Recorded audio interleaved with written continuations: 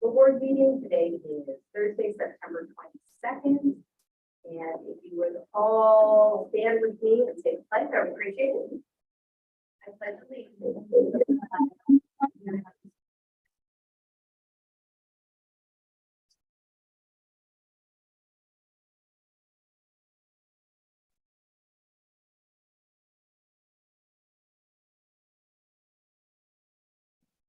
All right. First up is our student input time, and I think we still have two students who are here to introduce themselves because they weren't at our prior meeting. And then we have two students that are going to give input on EL8, and it needed to be during this time. So first, how about the two students that are introducing themselves? If you just go up to the microphone one at a time and let us know name, grade, what school you're from, and a little about yourself. Hello, I am Jack O'Connell. I am a sophomore at Liberty High School. Within school, I'm very interested in maths and science, and also enjoy creative writing and writing essays. And then outside, I play soccer, tennis, involved in a lot of clubs and school-related activities. And I'm very excited about being a student representative because it gives me a chance to give student input to the board, something I'm very curious about, and particularly any matters of budgeting and financial planning, just a subject that interests me, not only to learn about, but also to provide input on from a student perspective. Great. Welcome to the board. Thank you.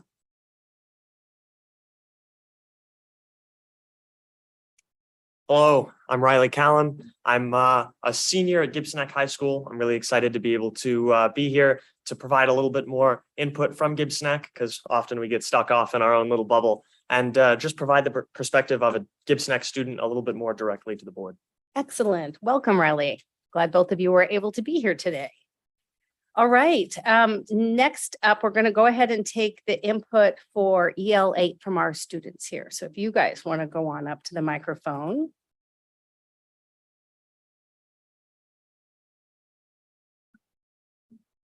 Hi, my name is Paige Bryan. I am the student rep from Issaquah High School, and I'm here to talk about EL8.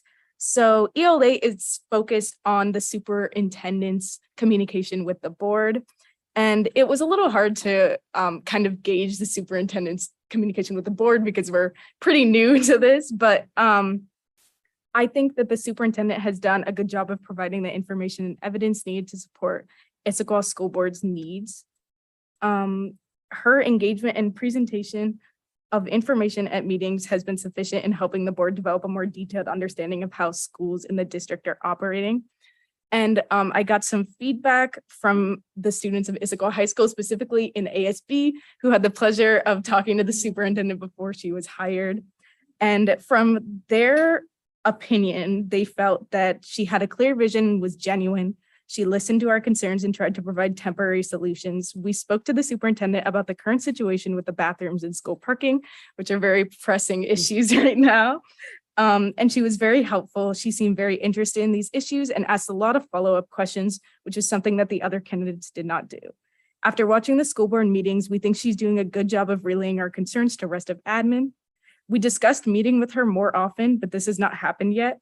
We think that the best way to improve communication is by meeting with our ASB officers as well as the student representatives to the board in order to gain more proper information.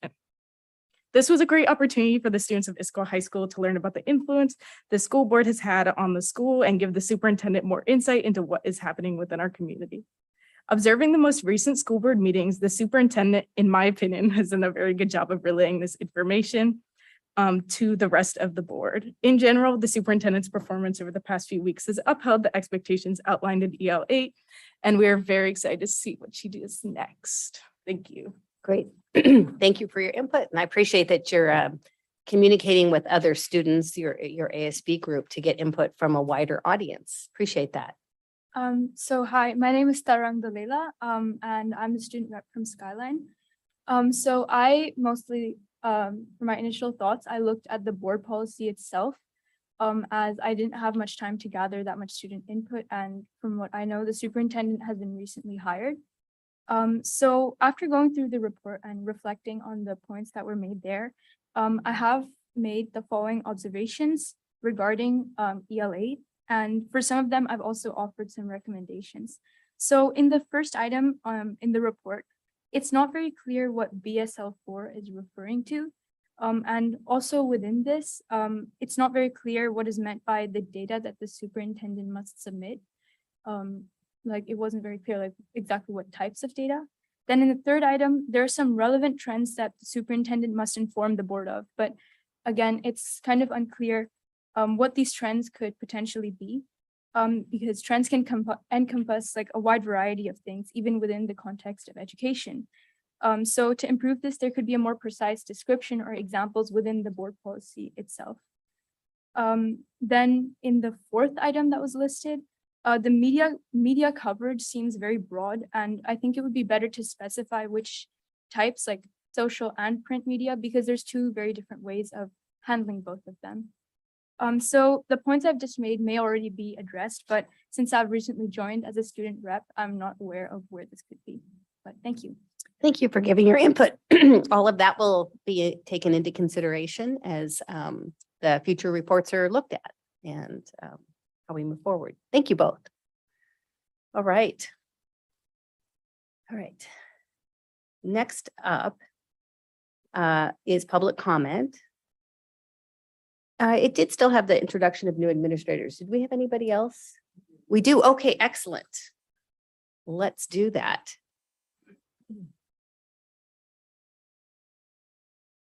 Good evening, directors. And we should have somebody on a Zoom call for this introduction.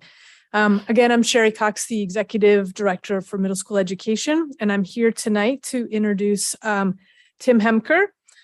Tim has been working for the Issaquah School District since 2013. He started his school counseling internship in 2013 and has worked at all levels in this district, including middle school counselor, elementary school dean of students, and an internship coordinator at Gibson Eck High School.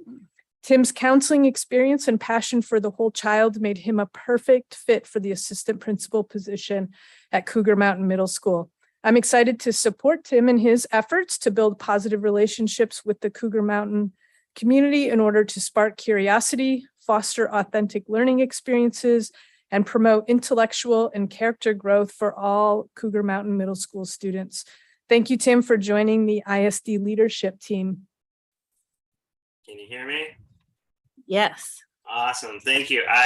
First of all, I'd like to apologize for not being there in person. The Hemker household is quite chaotic on Thursday nights as we learn to navigate dance and sports with a 5- and 3-year-old.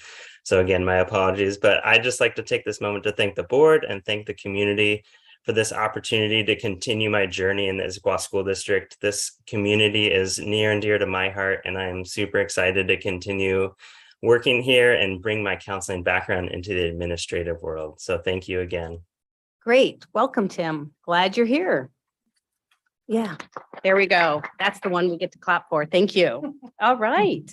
All right, now we are on to open public comment, and this is an opportunity for public comment on issues not scheduled for public comment on the meeting agenda. Items that are scheduled for public comment tonight include Resolution 1193 bond refunding, the second read on board policy GP5, and the 22-23 to 2024 school calendar. All other public comment should be given now. And when you go up to the microphone, clearly state your name and school attendance area. Limit your comments to 2 minutes, and we'll be using a timer to help you with that. The board neither endorses nor censors any opinions expressed in public comment. Please keep comments civil and respectful. And then no comments or applause from the audience, but feel free to wave your hands to show support of the speaker if you would like. So we'll start with the people who have signed up here in the room. And then if there's anyone on Zoom, they can raise their hand in the Zoom world. And so here in the room, we have Mackenzie Wilmot Wade.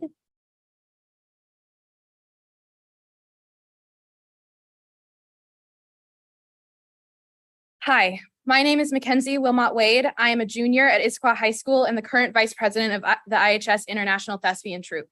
I am here to advocate for better support for our theater department.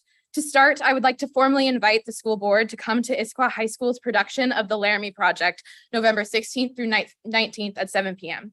I did my freshman year online. I had nothing. I was severely depressed and anxious. I had no creative outlet. Miss Wolfend and Louie, our then theater director, hosted auditions for a virtual production of Twelfth Night. I got in. Those rehearsals after school were my saving grace, the only time I would actually genuinely laugh and have fun. I'm now an upperclassman, fully in person, and a TA in theater arts class. I get to see freshmen, sophomores, and fellow upperclassmen find friends, confidence, and joy through theater. So far in my 3 years at IHS, I have now been in 6 shows with 4 different directors. In my freshman year, Miss Wolfend and Louie taught performing arts and technical theater classes and directed 2 shows. Due to budget cuts, she was fired after my freshman year. In my sophomore year, Miss Henderson, an English teacher and now performing arts teacher, and Miss West, another English teacher, both directed the plays. That same year, Miss Snavely, a choir teacher, directed the musical. Without a stable person to hold up our theater department, it has started to completely fall apart. This school year, we have had enough students sign up to run 4 theater classes, but we are only able to run 2 because of funding and teachers. We had 35 students sign up for tech theater, but without a teacher with the right certification, we can't run that class. Theater is my passion. I hope to make it a career someday. High school is meant to be about learning foundational skills for students' prospective careers. We have enough students to run the classes, so why aren't we? I am aware of the fact that the school board does not preside over the hiring of teachers or the distribution of funding, but I want to know, and I want you to know, and whoever presides over the budget and hiring to know the impacts of your decision. Issaquah High School has a large, beautiful theater and wonderful equipment, but we have no one to operate or manage the space. Thank you very much for your input. We appreciate hearing from you. And I see the hands waving. All right, next up is Zoe Yakamini. Good job. Thank you. Very rare. So, hello, my name is Zoe Yakamini. I am a junior at Issaquah High School and the secretary of IHS International Thespian Troupe 8397. I took Performing Arts 1 my sophomore year of high school. I would have taken it my freshman year, but there was too much demand, so I didn't get in. That class was without a doubt one of my favorite things about my sophomore year. Coming back from COVID, my sophomore year was basically my freshman year. And stepping into that class on the first day of in-person high school, I felt at home. There's something special about being in theater. It's a community like no other, somewhere with no judgment, where you can find yourself, be true to your identity, and build your confidence. In theater, we tell people stories. You step into someone's shoes. I wish you could see the diverse, confident, kind, and empathetic students that are products of these classes of theater. But we're only getting 2 of these classes this year. Kids that desperately want to be a part of this community, that need a safe place, are getting denied due to the uncertainty and decline of our department. What I don't think you fully understand is that theater is our life. It may sound cheesy, but this arts program is my love. It's what I love doing more than anything else in the world, and to see how little our district and my school values it is incredibly hurtful. It's not just a club. It's not just something for fun after school. It's a possible career, a possible future. And as an educational institution, it's your responsibility to provide us with resources and opportunities to learn about this career.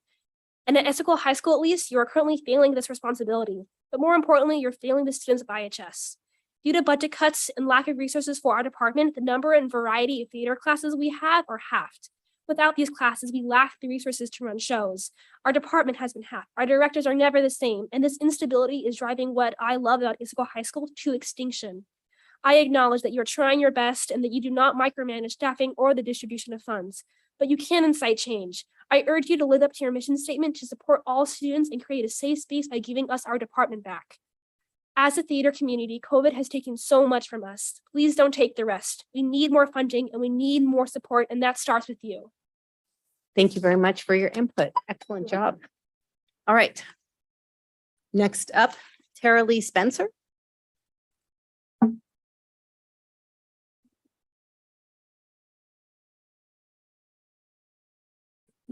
Hey friends, my name's Tara Spencer. I am actually, ironically, the proud parent of one of the dearest friends of these 2 young adults right here. And unfortunately, my son couldn't make it because he's at home doing homework, which is something I never thought I would hear. And yet I can absolutely attest to the result of the impact that these young adults have on my children's life. So these fine kids made some great points about the theater in their life, but I want to actually have a conversation because I was told to drop out of theater in college and go into something responsible like business. So what I look at is basically a business perspective of this theater. This theater is a beautiful facility. And not only does it bring in revenue from the plays, from the musicals, but it also rents out the space to the local community as well. So it actually has an ROI, investment value. More importantly, though, is 2 weekends ago, I went out to a festival over in Port Townsend. I worked there. It was a great experience. It was an amazing experience. But I got to talk to some of the people who work backstage. And one of the who put on, it's for the Seattle Theater Group, and it's a nonprofit group, and they were literally throwing this thing on to fund arts in the community. And one of the things that they said that really scared them was the fact that they did not have a pipeline of young adults coming into the professions. And I know we think theater, we think dancing, we think acting, but we also miss, especially as they're touching on the tech side of theater. These are jobs that fund our that run our conventions, the audio, the visual, the technical side of it. These jobs are needed for everything from concerts to conventions for Amazon. Those are good paying jobs that we need to keep our communities going. So I really do implore you to consider the fact that this funding is needed. I know it was cut before COVID, but it really, education can be killed by death by 1,000 cuts. I've come from Nevada State. I've seen it happening. I came here specifically because I knew education was built into the fabric of our communities. I hope you'll consider that as well. Thank you for your time. Thank you very much for your input. And the last one on this list, unless there's anybody else in the room, is Heather Strassel. And then if there's anybody on Zoom, they can raise their hand and I'll go to that next. Hello, board. I am Heather Strassel. My daughter is Ethne Strassel. She's a senior at Issaquah High this year. I sent you a couple documents. I don't have time to reference them, but I did send those earlier about the decision to discontinue the WMEA All-State. Ethne was informed of this last week. She's actually in choir and the Mix It Up audition group this year. But she was informed and she was just devastated. Similar to the theater students, COVID has been really hard on the choir students, and to have this opportunity taken away now that everything is open, she's just so devastated by this. I'm speaking on her behalf tonight. This is what she's written. Oh, actually, I forgot a part. The letter that we received from the teachers as to why they weren't hosting it or are being part of it was that the time devoted to WMEA does not directly enhance our music ISD programs. And both Ethne and I strongly disagree with that. This is from her. The most memorable and experiential choirs I've had were in 2 all-state choirs and the ACDA Northwest Choir. These 3 events have shaped so much because of the conductors. In 9th grade at All-State, I had Dr. Randall Stroop. He was not only a conductor, but also a composer. I learned many things in those 3 days, but the most notable moment was when he taught us how to sing scales, notes, in quarter steps instead of half steps. This novelty taught me that there are no limits to your voice if you are always practicing and listening. The next conductor I sat under the teaching was in 11th grade at All-State, Christopher Harris. He wrote a piece about a high school girl he knew who got in a car accident. The song was in honor of her kindness, love, and passion for singing.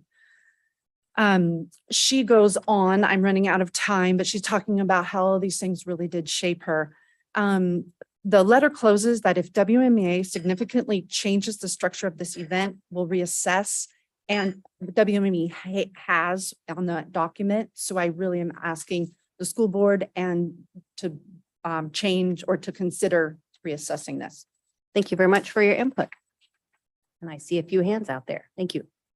All right, last up for nothing on the Zoom. All right, well then unless there's anybody else in the room, that concludes our public input time. And now we're on to the approval of the consent agenda. I move the consent agenda be approved as presented. Second. All right, all those in favor of approval of the consent agenda, please say aye. Aye. Aye. Okay, that was 5-0. It's approved. Thank you. All right, so now on to, are there any changes to the regular agenda?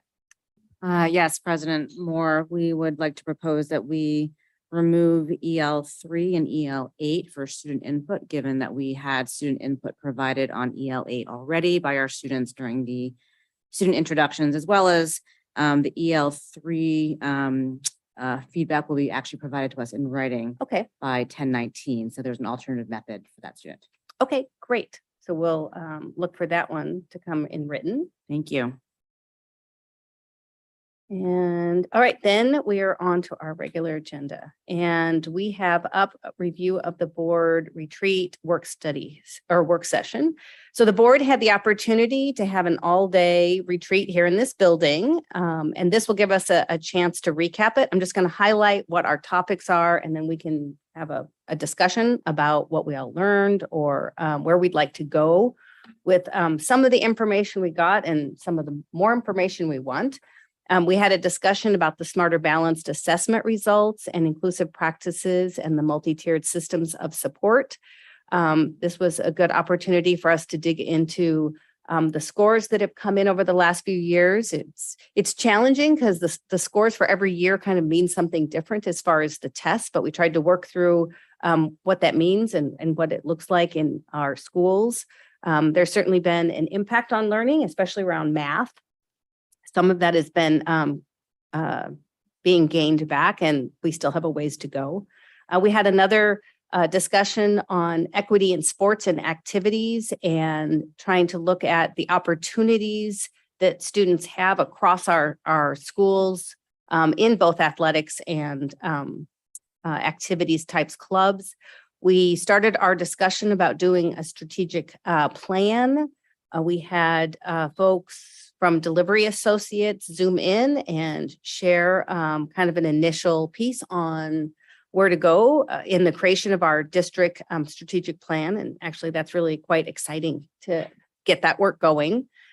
We had a spotlight on Echo Glen from Principal Allison. Now, somebody has to tell me. Ilgen Prince. Wow. Okay.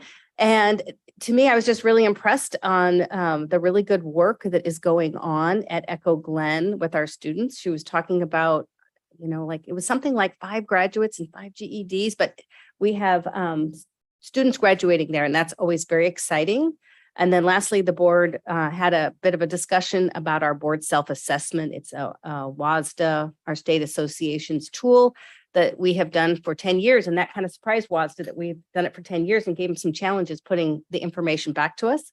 But it gave us a chance to kind of look through some items and self-reflect on the board and our workings together. So I'll throw it out for anybody that wants to continue our discussion or make suggestions on where we go deeper on any of these topics.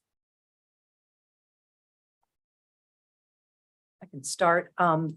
I would say that I was also really charged by the summary of what's going on at Echo Glen. It sounds like there have been some legislative changes that have really worked to address some of the funding and staffing issues that we've seen there in the past. And yeah, Allison was really charged, a lot of graduations, a lot of successes. We haven't heard like really good things about Echo Glen for a couple of years. So that was really nice. And then I am just really excited by the prospect of a strategic plan. It's going to be a lot of work. I don't totally have my arms wrapped around everything that we're going to need to do in the next X number of months to make it happen. But I think the last time I was involved in a strategic plan was in my day job. So we're talking decades. And I'm just really excited. I think this is something that is going to be really good for the Issaquah School District to move forward in really making strong progress against our ends. Good, thank you. I'm happy to go. I think Oh, she did. I'm sorry. Never mind.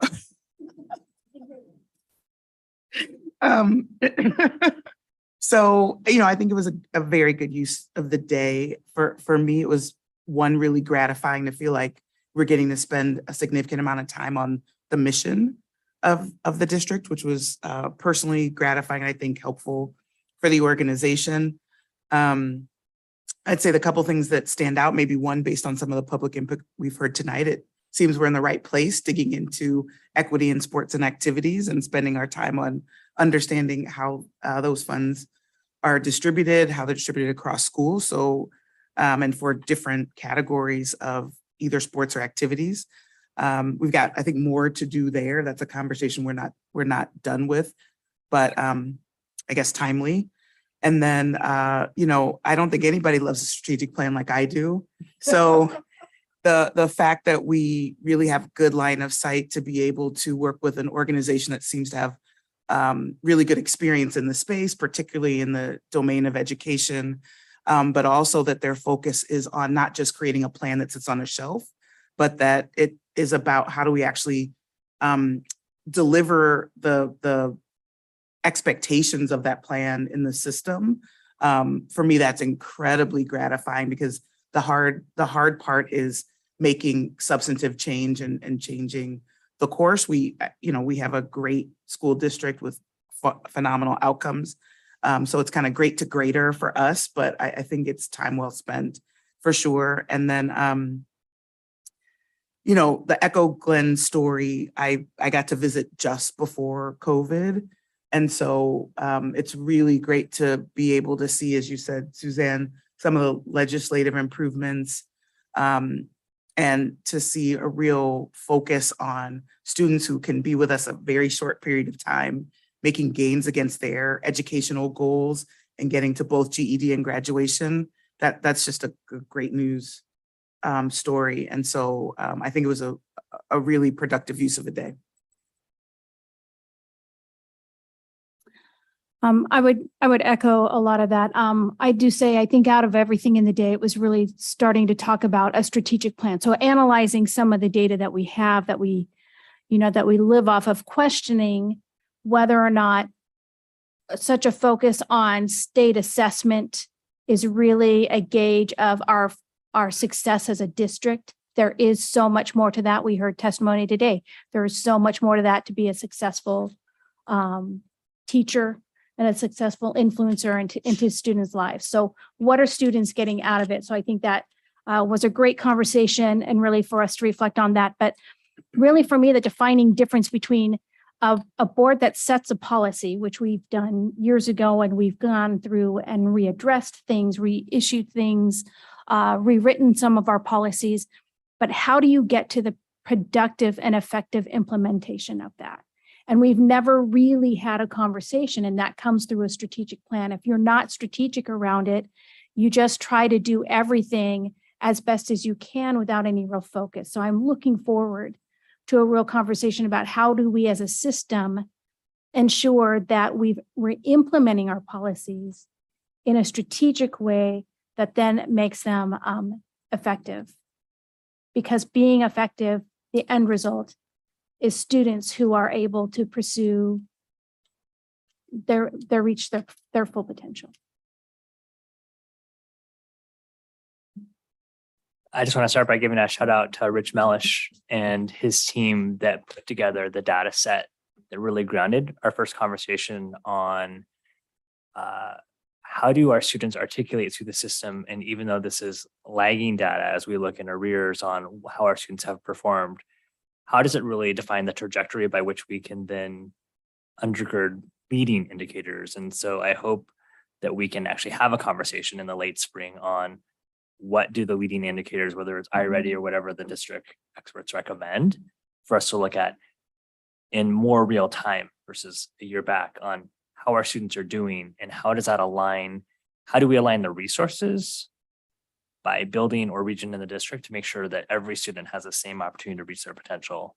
So for us, I think that we're really pivoting from just looking and admiring the data and the problem to like, how do we actually leverage the data to affect change? And so I'm really excited for this opportunity.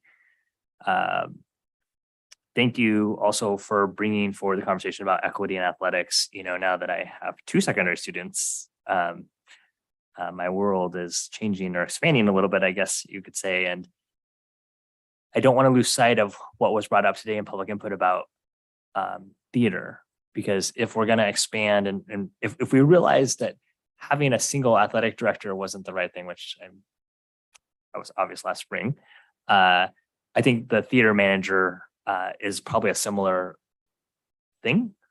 And, you know, we've gotten even a community email about, hey, we used to be able to host events there. Now there's no one to even contact. So these are community assets that we have. And so if we have the same person that can have that connection for who manages all of our athletic fields, like if there's that point of contact that does that because ours are community assets, we do need to equitably look like, what are we doing for theater and the arts and things like that, because they deserve that same opportunity and those same investments, and they require supports and structure to do that. I think for me, the equity in athletics is going to be a long thread of conversation that you're going to hear me beat that drum all year long as we go through this whole sports season. And the supplemental contracts that we just approved on the consent agenda brought up more questions. And so I had asked our executive director for high schools to tell us like how many students are in these particular programs. And so she responded to that today. That's why I just handed it to you.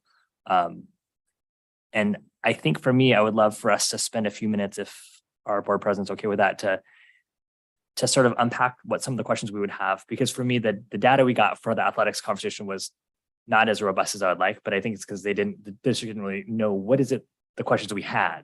And so I think if we're going to have a future conversation, which I think was alluded to, I think if we spend a few minutes talking about like what data we're kind of looking for, because for me, when I look at it, and I don't know how comprehensive the data is, you know, were those all the coaches in the fall season? And I know there's a lot more that goes into it, but what I noticed on that supplemental contract is the first time I noticed is that booster tagged positions were in that, and maybe they've been in previously that I just didn't notice it, and because it was in red, I noticed it this year. But that raised a question on how does boosters equitably or inequitably impact access to athletics? And I don't know, but I think it's worth wondering. When I look at how many students are in the particular sports on just what I'd like to do is know is what an apples for apples comparison is, or what the formula is behind it, or whatever that is for on a per student basis, how much are we paying for football coaches versus girls soccer example, or girls volleyball? Because I think that I understand the cost of equipment is going to be different. The cost of uniforms is different. Like that part we aren't going to control, but on how we're investing in adults, investing in students, I think it should be very similar. And so I'm not asking for us to bring it down to the lowest common denominator, but I am asking to make sure, are we investing in our girls the same that we're investing in our boys? And that's what I want to really ensure. Like if you watch any of this fight that girls or that US women's soccer has had over the past decade, it's taken them a legal fight over a decade to now have parity in their pay between US men and US women for athletics. And I think that's a powerful statement, and that for us, if we're not even investing at the same levels, and maybe we are, but that's what the question that I want to know is, I want to be assured that we're investing at the same levels because our girls deserve the same opportunity for investment. And then I want to know by school, how do we see it's different? So for instance, when you looked at that supplemental contract, like for football, Skyline had 2 that were tagged as booster, and I don't know what that means. So I don't know if that means like some of it, all of it, I have no idea. 3 at Liberty and 0 at Issaquah. So they all totaled 13. Like 13 each by school, versus then the girls soccer, Skyline had 1 that was booster, and Issaquah had 1 that was booster, and Liberty had 0 that was booster. And so I want to know, how is it equitably done? What's the formula, and how do booster funding impact that, either equitably or inequitably, not just by sport and by school, but is there some bigger picture that we ensure that whatever outlays that the booster program is doing in boys sports, that they're doing in girls sports? And the same thing, the questions that weren't answered for me at the retreat was the capital investments. What capital investments are we making to ensure that our field space are the same access, and working scoreboards and all of those parts for boys sports versus girls sports? And I know the district is going to work on getting that information. But as we look to a more robust conversation, those are the things that I have initial wonderings on. But usually hearing this dialogue, it sparks more questions. And I think the district would be able to be better equipped to answer our questions, give us data sets if they knew kind of what the quote board of 5 wants and has questions of. Yeah, I think it's a good chance for us to put out what it is we're looking for so that we can circle back and stay on this train of digging deeper into this topic. Can I Director just Weaver? clarify, because I haven't seen this little red booster thing before. Does that mean that although the district is paying the coach, they are being reimbursed by boosters? When I don't actually know what that means. I did inquire. Oh, would you like to answer, Superintendent? Or I can say what I learned. Well, you should say what you learned because you asked the direct did. question and got a direct answer, but also some of these questions are helpful because then we can present the data in the ways that help parse out what is as Director Gallagher said, the district investment versus some of the investments that come through other avenues from fundraising and revenue generating sources. But feel free to go ahead and answer that question. I happen to have asked about that because I hadn't seen that before either. And it is coaching staff that is funded through the boosters. So basically, yes, it's a pass through. They give the money and then so the district does the contract, but it's paid for through the boosters. But I did ask about kind of that equity thing and we can definitely get more information. So I am not the be all of the information. I'm just repeating what I thought I understood. And that, you know, when they look at it and there's a booster donation for like the soccer that might be on here at a school for that, because each schools are different. So this would be applying for that school that there should be a booster coach or that kind of a donation to the other soccer team that is at the end of the year. And I don't know which goes first, boys and girls. But so that they would have equity across the sports. I think where the challenge gets in when you have sports like football that get them, and most of them were about football, there's no directly equivalent girls sports. And so there it was a little less clear. But I think that is one of our open questions where we could get more information as we have the discussion so that the right people can answer it. And kind of explain how that comes in and how that equity across the boys and girls sports would be spread. And then, I mean, you do have further the equity across the 3 schools, but then again, that goes back to just like with PTA, it's independent groups raising money and deciding where they're putting it. But we could look at how is that affecting our students and our teams. Open to other people's iteration on what it is we're looking for, because I'd really like to try. We're hoping to continue this conversation at our next board meeting, so October 13th. But some of it we're talking about trying to get some of the data so that we can then figure out, do we have the right data to continue the conversation to answer some of our questions? So the more we can give them, the better, and then we'll review it before the meeting. Director Mullings. Yeah. And we have spent a couple of meetings on this about boosters and their impact. And so obviously we have farther to go. I guess the first thing that comes to mind is I want to make sure we're including middle and not just high, because we do have similar circumstances of sports that are just boys, just girls at middle, as well as different level of investment. Probably don't have the same booster interaction, which is a little bit different, but we do have, just to make sure at middle school, we're clear on the difference between the two. I think one of the questions I had, and unfortunately I had to step out and take a call when we had this conversation for part of it. So I don't know if we got to it.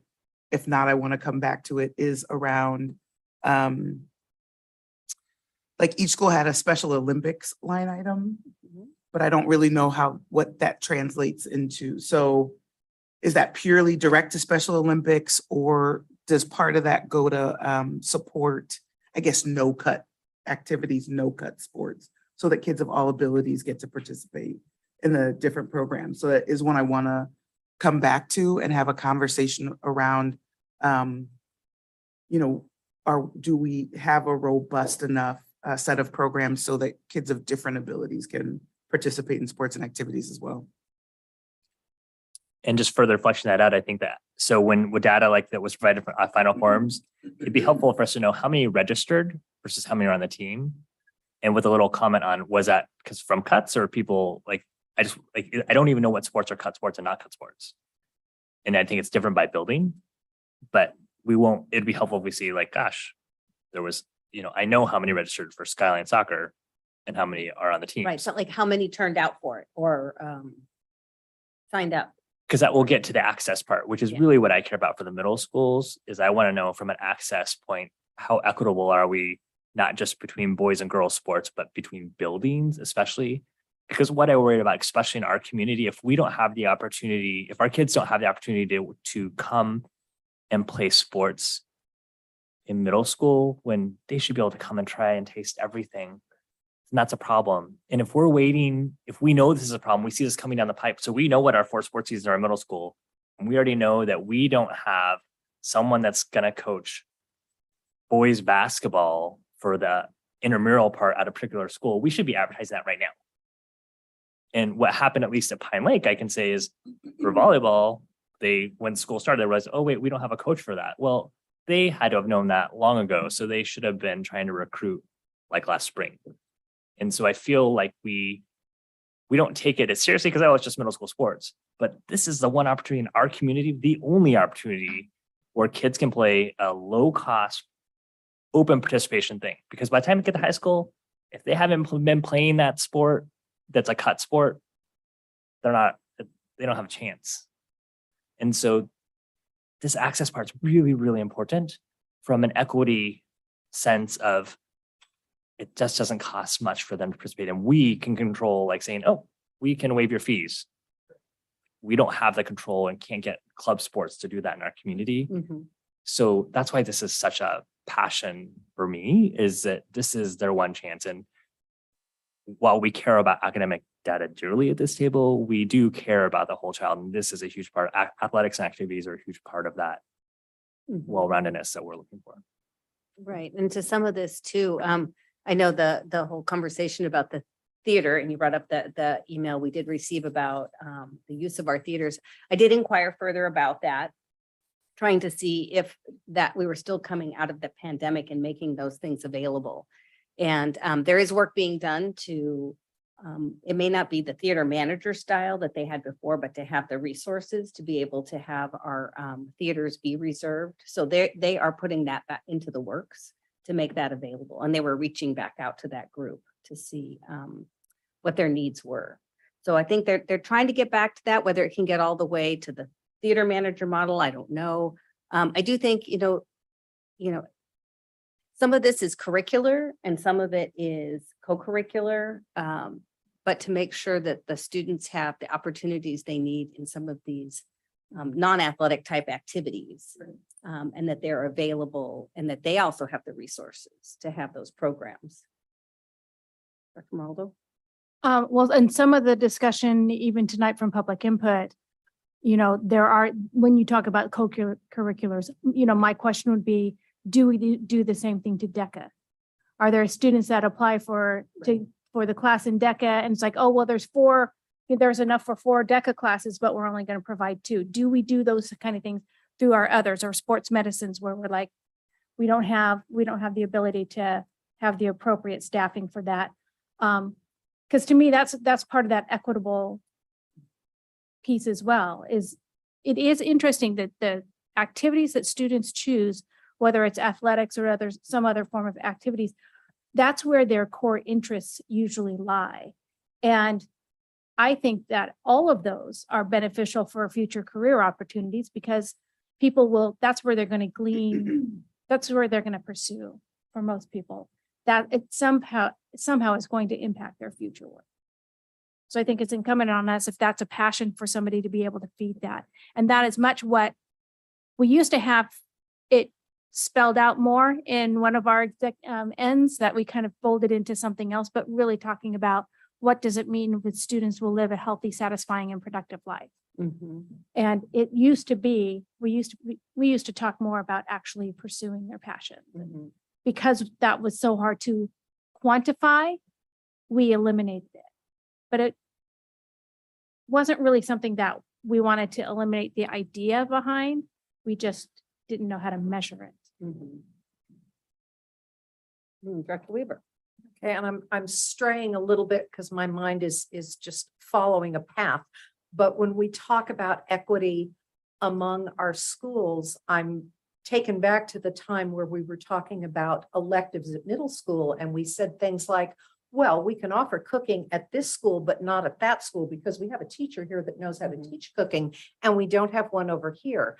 And we're used to thinking, well, we base our class schedules on demand. And if there's, enough demand for 3 sections or 4 sections, then that's what we offer. And we think about that in terms of sports too. But to Harlan's point, if one school is saying, well, enough girls turned out for 4 soccer teams, so we have the coaching for 4 soccer teams, and another school is saying, yeah, we're just going to cut down to 2. I worry about, and this tracks back to the theater thing too. I worry about our class offerings and our sports offerings restricted by our staffing, as opposed to, are we providing staffing to give our students what they're asking for? So, it bothers me that if Issaquah High really isn't teaching technical theater, why? That was like my kid's saving grace at Skyline. It was the one class he really liked and got charged up about. So I feel strongly about that one. Right, part of it is, yeah, it's the demand. If they have demand for 4, but they only got 2, right? Yeah. Like why? And that's an I know. open-ended question. Right. I don't know what the reality is, so I'm not Right. pointing fingers or anything else, Right. but it's always troubling if we're letting the availability of the adults be the deciding factor as opposed to what our kids are saying they want. As we Put look it out forward though, and we know that another theme of this year is going to be budget and how we manage that budget, but we should actually look at the impact and ask the district to audit that. So the things that did get cut and the positions that did get cut, like what has the impact been? So I think it's a fair question to ask. So how many students register for theater versus are taking it for those classes, or DECA, or any of these ones that have a huge co-curricular component? That's a good question to ask, because just when I think about it, I can't imagine the back end of the napkin math, the per student investment that we as a district do for our theater and performing arts and fine arts is probably much less on a per student basis than it is on athletics. And you could argue like, well, there's that, we had built that huge, beautiful theater. So there's that big investment capital that we made, but then there's that huge, beautiful stadium for Skyline that also sits empty most of the year. So we invest in big, beautiful projects. So if we're not going to run the programs for them, and give our students the opportunity, that's why those spaces exist, even at Liberty. So I would love to know, it's a smaller school, they may have smaller programs, but that's why we need to know on a per student basis, like what is the impact? Right, because similar in that supplemental list had to do with the supplemental contracts for plays and the musicals and the music directors at the schools. And I guess, that's another element of it. Is it, do they have equal, it's hard to quantify, but opportunity or access for students to participate in those programs? And so that's another element to look at. That's kind of a curricular / co-curricular type program. So we can look at that as well. So I don't know if you have anything. We went through, Marty, go ahead. Sorry. Well, just one more, because Harlan raised a really good point. When we do our riffing, it is last in, first out. And then we have our list of, but we need to make sure we have these special ed classes and these math teachers and these science teachers. So we know we're going to hire them back. So we riff extra. But I'd like to know, is there a result of, hey, we only have 2 of these theater classes because it just happened to be we riff theater teachers and we didn't replace them. So I guess, so it just, that raised a really big question for me of how did the riff impact student programming? Because we might have made the decisions based on quote student interest, but coming out of COVID and all online learning, I know at least initially that first year back at Pine Lake, all of the performing arts were down. And then now I think they're back up to normal because I see that they're doing overload. Like all of them are doing overload again this year, which tells me it's back. So if the same thing is we saw that rebound for theater, but we haven't responded, I guess I would want to know, like, do we have the same overload opportunities at our high schools like we do to flex for our middle school performing arts? Would you like to jump in, Superintendent? Sure, thank you. I appreciate this discussion, as I did also at the board retreat. In particular, the sort of the pipeline and access and opportunities, because we know even as we know for academics, if you're not on a track early on and reading by grade 3, you're going to struggle. And we know those markers, but it's a little fuzzier in athletics and activities. But we also know that those are important markers that, well, we want to get kids exposed early to, one, tap into their passion, but also foster their skill in their passion area, so they can be able to have the same opportunities as other students who might have had augmented experiences outside of the school. So I appreciate that attention to the pipeline and access and opportunity that we are applying in athletics and activities as we would in academics. And our team is excited to go forward to analyze some of the data through the lens of by school, by gender, across activities, and to really unpack, and I think this is an important additional point that came out of this discussion around what is the impact of our prior decisions, as we don't want to assume those were the right ones necessarily, but we have to look at that in totality as we look at our budget deficit in the coming year beyond. So I appreciate the discussion. I think we got some good nuggets of direction and also some additional questions that are refined and very helpful and instructive. So thank you. Great. All right. We will bring this back and keep this conversation going. Thank you, everybody. All right. We are moving on to agenda item related to the resolution 1193 bond refunding. We will start with a motion. It's a long motion. Yeah.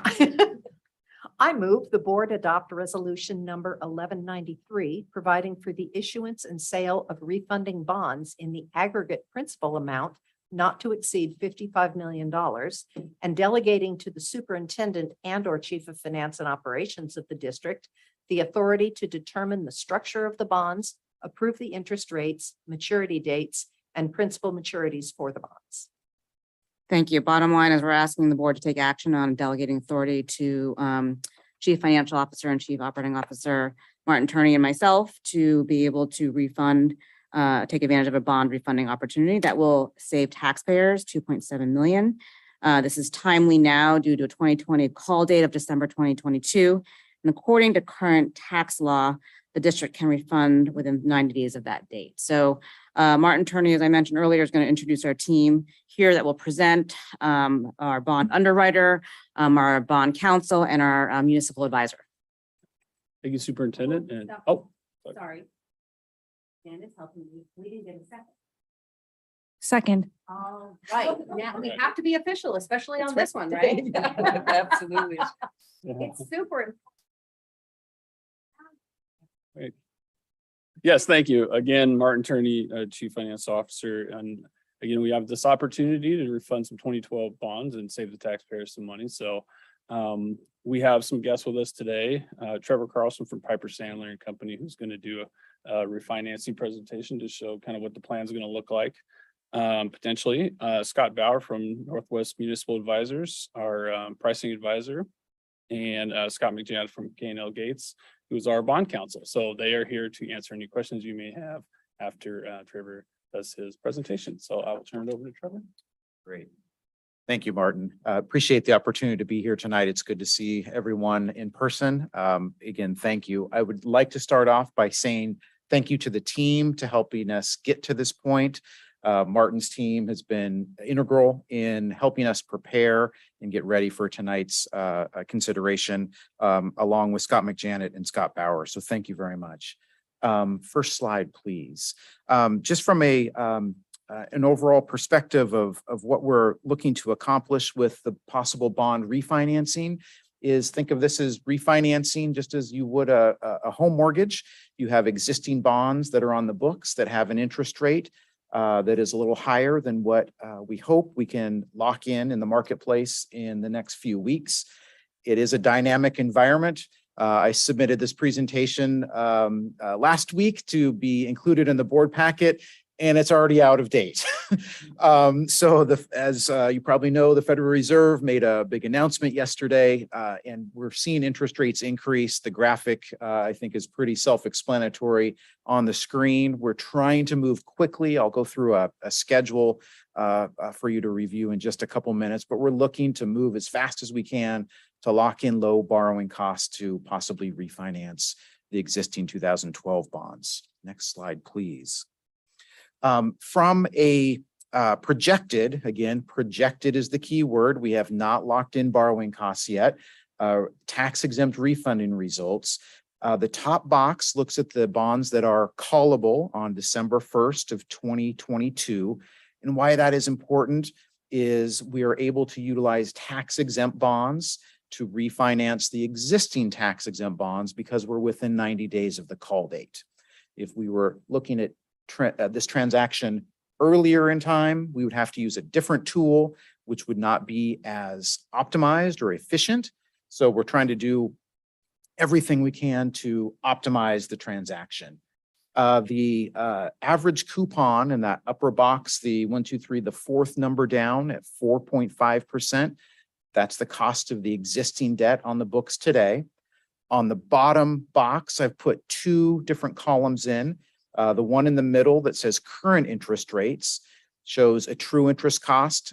Think of that as the cost of the new mortgage, if you will, in the refinancing at 2.84%, which if we could have locked in a couple days ago, would have generated 2.7 million in net present value savings.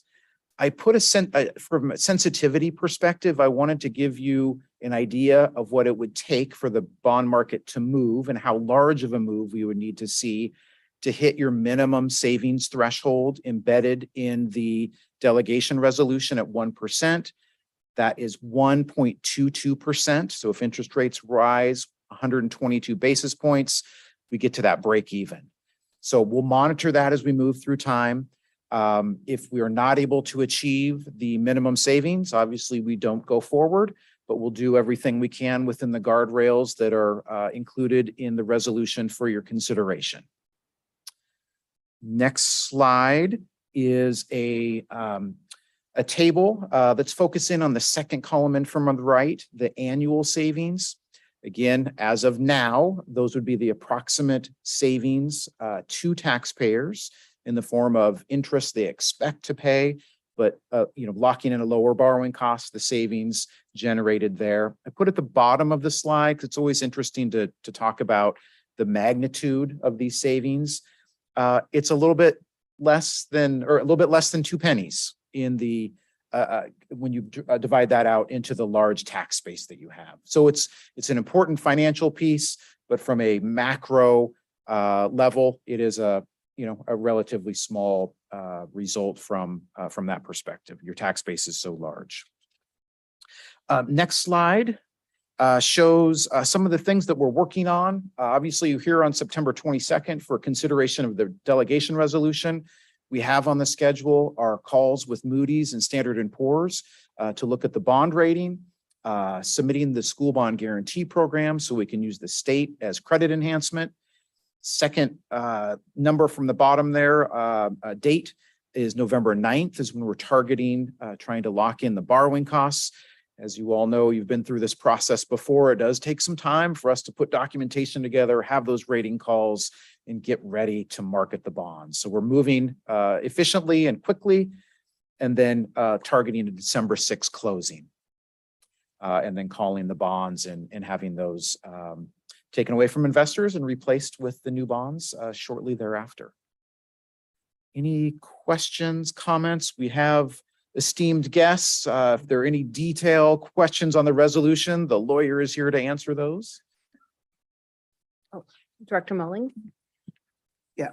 So you answered what was going to be my very first question is what's the impact of interest rate changes overall?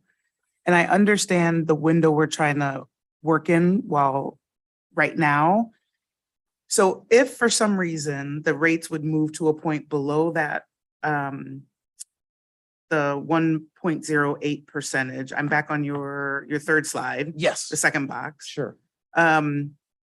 Is there a next window that's available if we do nothing in this window? And when is that? Yes, and so with the adoption of the resolution tonight, I believe the expiration date of the resolution is July 1st of 2023. So as long as we can match and exceed the goals set within the resolution, those guardrails, we will market the bonds and lock in the borrowing costs. So the window. I guess I'm just curious about, frankly, waiting out some of the interest rate returns and how long do we actually have to do that? And so this resolution would be in place until July. And so if we don't get to a rate that's amenable to the structure here, we would be outside of the July window, but we'd have to come back, new resolution. Yes, would be the only exactly. piece. Okay. Yes, we would have the same conversation then. Right. And that was what I was going to bring up, is that this method is a little bit different than what we're used to. Yes. Right. Because normally we're selling bonds, and I realize this at this time, we're not selling bonds, but that the board action is required leading into the bond sale. And then on the day of the bond sale, we have to take action. And using this resolution method is a little bit different now, because we're giving you the authority within these parameters, or the collective team Totally, yes. within these parameters to execute on this refinancing. Yes. Right. Scott, Okay. would you like to chat about the RCW and how that is now standard operating procedure? Certainly, yes. Over the past several decades, school districts have been largely moving to this delegation model. And it's absolutely, you're representing one of a handful of districts who had up to this point still been doing a day of sale execution. But as the markets have been moving quickly, and especially in our interest rate market today, this is a very opportune time to bring you into the overwhelming majority of districts who are now doing delegation resolutions, to give Trevor and your staff the capacity and flexibility to time the market. I don't want to say that, but to hit the market at a favorable time and get in there and then bring the pricing results to you afterwards and demonstrate that it stayed within the boundaries and the parameters that you established to control the sale, control the kind of a bond with the parameters that you'd be interested in selling at. I see. Okay. Thank you. I don't know if anybody And has just any to other be questions really about that. clear, we're delegating our authority to the CFO and the superintendent, Yes. not to Not to, Quite yes, right. not to Trevor, not our to Trevor. team, our team. Much as we love you, we're not going to do it that way. Good point. So it's our CFO and our superintendent making Yes. these decisions in lieu of the board. Yes. And throughout the process, we can provide updates as we're going through time. If there's any delay, we can come back, we can provide board packets, materials, so we will keep you in the loop. If we hit the schedule and interest rates stay within the realm of doability, if you will, of achievability, based on the parameters, on November 9th, we will send an update to you right away to let you know the results. Director Mullins, I'm not quite sure if I answered your question, but I think. about to come. Yeah. I was going to come back and you answered many of my questions. I just have one more refinement, which is I'm trying to understand. I spent a lot of time working in the markets, none of which is in bond markets. So I just don't know, understand how it works. So I'm trying to understand this idea. You were saying that we're in this window where the bonds are callable. Yeah, and I thought that's where you're going. Let me back up. When the bonds were originally sold, you allowed investors allowed them to have an optional redemption feature. So the first 10 years of bonds, you could not prepay earlier. After that 10-year period, it's your option to call those bonds and pay investors face value for those bonds, take those bonds away from them. That December 1, 2022 is that key date when you can execute on that optional redemption feature. That gives you the ability to refinance, take out higher cost debt, replace it with lower cost debt. And that date is the start of a period that does or does not have an end to it. It does not have an It does end. not have an end to it. Yes. Yes. Wonderful. I guess that's what I Yes. wanted to understand thank is you. how sensitive are we to that date? Is it some 90-day period or whatever period around it?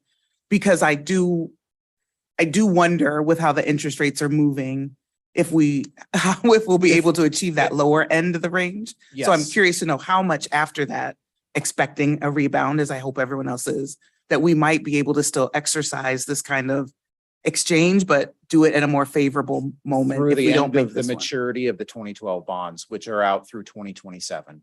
Awesome. Thank you. Yes, thank you for pushing me and clarifying. Yeah, and I'll extend one more to that piece so that within the 90 days before was the starting point of which we could do it. We couldn't do it Yes. any sooner, but once we get past that window, then we could do it at any time. Correct. Okay, Thank thank you. you. That's really helpful. Thank you. Sorry for the confusion.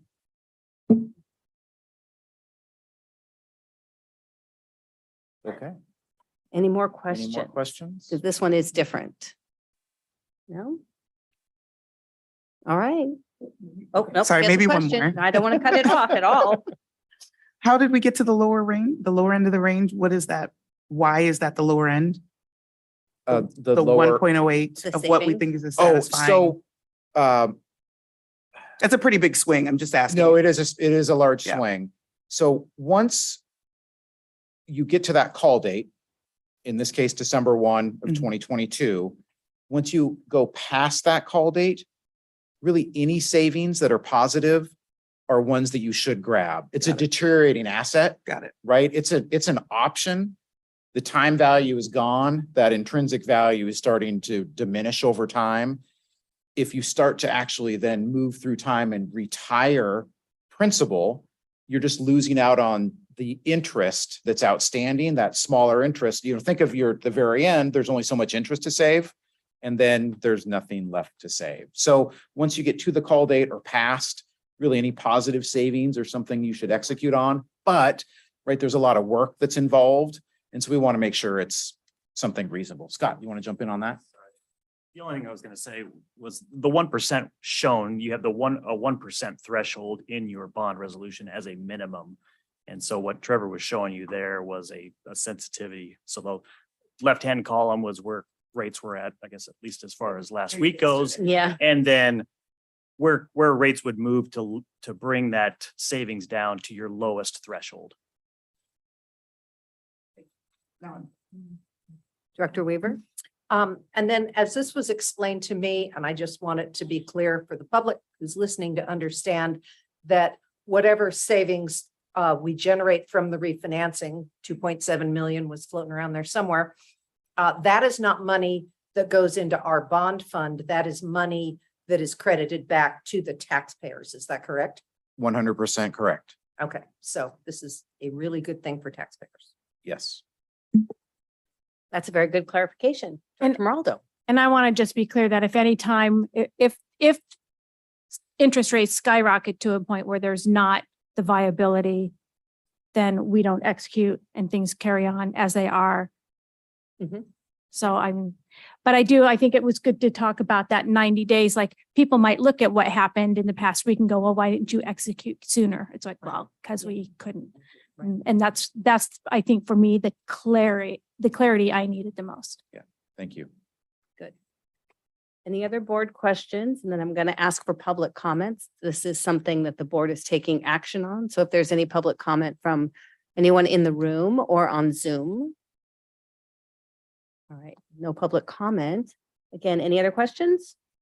All right, then all those in favor of adoption of resolution 1193 bond refunding, say aye. Aye. Aye. All right, that's a unanimous vote and we can move forward with your resolution. Thank you all for your information. And we hope things stay favorable. All right. That's right.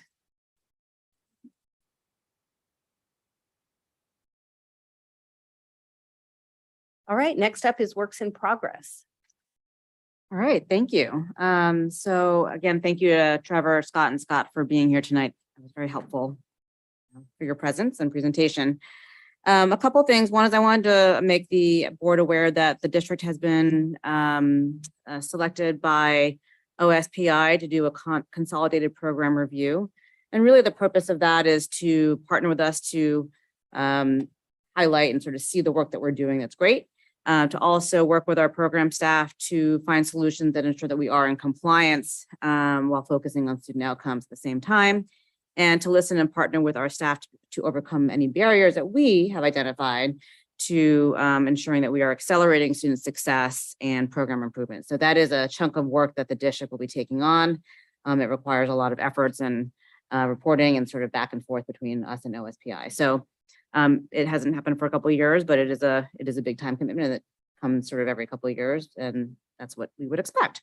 So I'm sorry, so this is OSPI has, you said selected us? Is that Sorry. like, oh yeah, it's a good thing, or is that like? It's our time up, basically. It's not like it's a Oh, cycle. okay, It's so a it's a cycle. So thank you. we've this year has been a year that's been identified as part of our cycle for program review to go through the consolidated full review. Thank you for clarifying.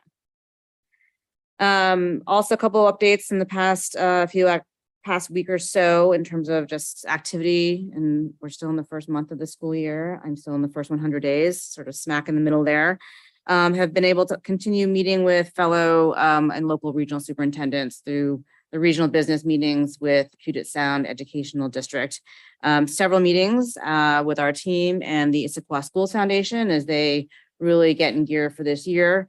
And several meetings also with our PTSA in various forms, both in terms of the leadership. Director Weaver has been at both of these meetings, as well as a council meeting with all of the schools represented, which was a packed room, Director Weaver. So we had people sitting on tables and also on chairs in the back. So It was actually very exciting because last year started out all on Zoom, and their president kept trying to bring people in, and people were like, no, we're good just on Zoom. So to have that many people in the room was a big deal for PA. So they're pretty happy. It felt positive and productive. And I know that one of the goals of the president is to help bring those connections in person back together for folks. So that's been pretty exciting. I've also had several meetings with various labor leaders, including the IEA, and also a meeting with one of the Washington State Council of City and County and City Employees, just to learn more about structure for the AFL-CIO representation here in Washington State. Met with several elected officials through the support of Director Gallinger to get to know some of our representatives, Representative David Hackney and Representative Tana Sen as well. So those have been very productive one-to-one meetings. We are now in text exchange relationships, which is helpful for accessibility and asking questions or, following up on matters. Had a great day yesterday at the Garage Teen Cafe located in downtown Issaquah. Met with Kaylee Jake, the founder. It was just incredibly inspiring to hear her commitment to giving a place for students to have strong relationships and to have voice and choice over their space. And just going back to something that Director Meraldo said earlier, allow them to tap into their passions and that be organic and cultivated and fostered and facilitated by the staff there. Also, speaking of pursuing passion, this is sort of the theme maybe right now today. Unintentionally, we did not coordinate, but did a nice meeting with WANIC as well, the Skills Center, and got to really see the space, to see the opportunities. Saw some simulation of kids actually putting out fires, which was pretty cool. I think pretty cool for them as well. And let's hear some testimonials from students about how the opportunity to connect and bond with other students was pretty powerful in ways that had not been necessarily the case through other school activities and learning opportunities. And that it was real life, of consequence, hands-on, and really cool. So they're exploring some other kind of, programmatic changes in the future that we'll act upon, but another opportunity to also get to know Bellevue and Lake Washington superintendents and leadership as well. Other than that, we have a community forum on October 20th, which will be a continuation of just engaging with the community a bit more. I think now that we've had that strategic plan conversation at the board retreat, I think that will help shape some of the guiding questions we'll engage with. And there's a variety of other sort of updates from the district that I think are important to just share. So I'll share a few more of these updates from across the district. Paraprofessional hiring is a top priority. That's where we see a lot of the needs, and sometimes we also need to augment more open positions as a result of identifying student-specific needs.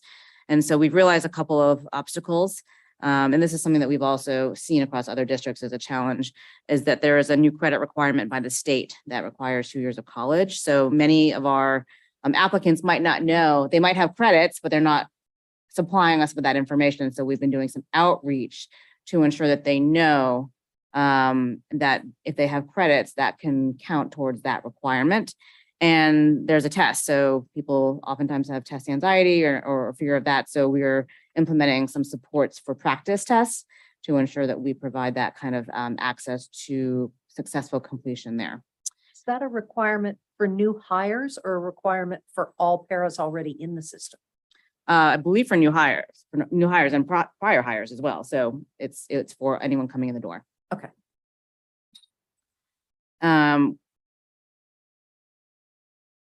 Our equity department has been very busy. They've hosted a Canvas and Family Access Professional Development session for families, which is important as this year gets up and running. And the purpose is really to ensure that our culturally and linguistically diverse families, as well as all of our families, so it's, in my mind, it's a universal solution for all, understand how to access and to navigate Canvas and Family Access. So a couple of details of the families that were served. We had about 100 people attend that session. The English session had about 51 families in the audience. The Chinese session had 27 families. The Spanish session had 10. The Korean session had 2 families in attendance. And we'll be also doing tomorrow a session with a Russian interpreter for our Russian, Ukrainian, and Turkmenistan families. So I think that helps give a representative sample of the sort of target populations that we're hoping to serve through our work in providing greater access, education, and awareness for our families to support student learning. And I want to speak a little bit about our trauma-informed work. And as we continue to deepen our trauma-informed crisis intervention model, we currently have trained 16 leaders in safety cares and have completed 4 staff trainings. So this is a really important effort for us to continue to increase that effort to reach all members of our staff who may need to employ various strategies to help with de-escalation and understanding what might be behind that in ways that are sensitive and supportive.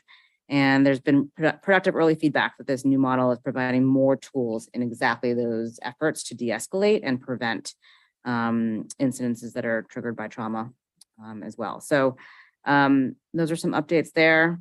As Director Weaver was saying, sort of that in-person time that the PTSA had for the beginning of this year, which was not the way we started off last year. We are back in full swing with many of our elementary schools and a lot of the activities that are fun, including, bingo night, fall festival, fun run, book fair, movie night. So I'm looking forward to learning more about all those various elementary activities myself someday.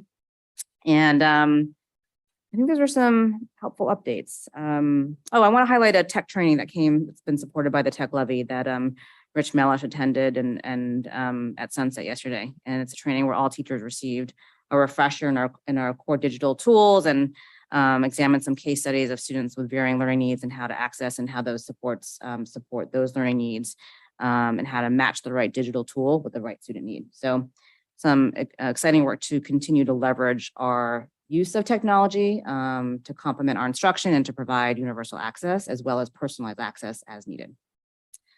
So that's just a snapshot of what we're up to, and if there are any questions, happy to take them. Excellent. Any questions for her? A lot is going on. It's exciting that our, especially elementary schools, are back to all those fun activities that they have. Dr. Gallinger? Thank you guys so much for doing that Canvas reach out, particularly for families. Like, I feel like Canvas is like written in Greek anyway. So I have trouble understanding it and navigating it. Using it as a student was much easier actually than trying to navigate it as a parent. And part of it is because it's not intuitive, kind of like our website on which thing you click on to expand options to then go further into. So it's almost like one of those things where there's too much information on it. So I don't know if we have any ability to do the build part, but it would be so nice if it was just one dashboard that had like all your kids' classes with their current grades. Because right now you don't have that. Like, you literally have to click on the class and open it up. And then you have to toggle on the spot that you have to click on and then click on the grade The words are about this big on your phone. So if we have any input in the build, and this is where as a student, it was way easier. You just click on it and you could see everything. And my student actually can see from like her view of it, way better. So the student view and the student side of this portal is so much better and user friendly. So if we have any input in being able to do that, that would be really, really cool. Thanks. I'm going to now look for a side-by-side comparison of the student and family view. So thank you. But let me at least add that the most amazing thing is I can actually divide my students now. So last year, they were just, all their classes ran in a row. So I'd have to sort out which kid and remember which one was which. This year, I can select each one at a time. So yes, yes, there's still work to be done, but that changed my life. I was like, shut up, this is great. I can see if the boy is missing something. Well, you guys have the advantage of having direct engagement with the tools. I don't know what it looks like, so. Yeah. All right. Any other questions? All right. Thank you. I know we didn't have quite these tools. We thought we were doing well with Skyward. Yeah, well, but that's all we had. Yeah, yeah, it does go way back. It does, it is. It is. All right, let's keep moving. Thank you for all that information.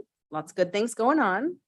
EL3 we took off. We're going to get input in written form from the student, and then the EL8 we took off because we'd already gotten the information during the student input time. So we are now on the second read of Board Policy GP5, Chief Governance Officer's role. So let's start with a motion. I move the board accept the revisions of Board Policy GP5, Chief Governance Officer's role as presented. And a second. Second. All right, now we have that. And I'm just going to articulate the changes that were made from the first reading. So at the last meeting, we went through and Stephen, can you put this one up on the board or on the big board for me? And then scroll yourself to the middle of page. Next one. Yeah, that page. And then go to the middle of page 2. A little bit more right in there. So the only change from the first read to now our second read is in item K. So if you could make K be on the screen, and we changed it to read on behalf of the board and in concert with the superintendent and immediate past president of the board, developing the board meeting agendas consistent with the board's annual calendar, considering input from other directors and including item approved by the board action. In the event there is no immediate past president, another board member, preferably a past president, will be assigned to participate in agenda planning by consensus of the board. And that was a change versus requiring it to be an immediate past president, but indicating it could be any board member, but preferably a past president. So, and I think the concern was that you could have an instance where there was no previous past president, that your board was so new that you didn't have any past presidents. So you would then have to assign somebody else. right. Or they didn't want anything to do with it. Well, that is true. The immediate past president was there, could not be able to do it. And so you'd still be in that position of needing to choose someone, and it might not be an immediate past president, somebody who'd had that experience. I don't know if there's any feedback on any parts of this language or any other suggested changes. I like this wording.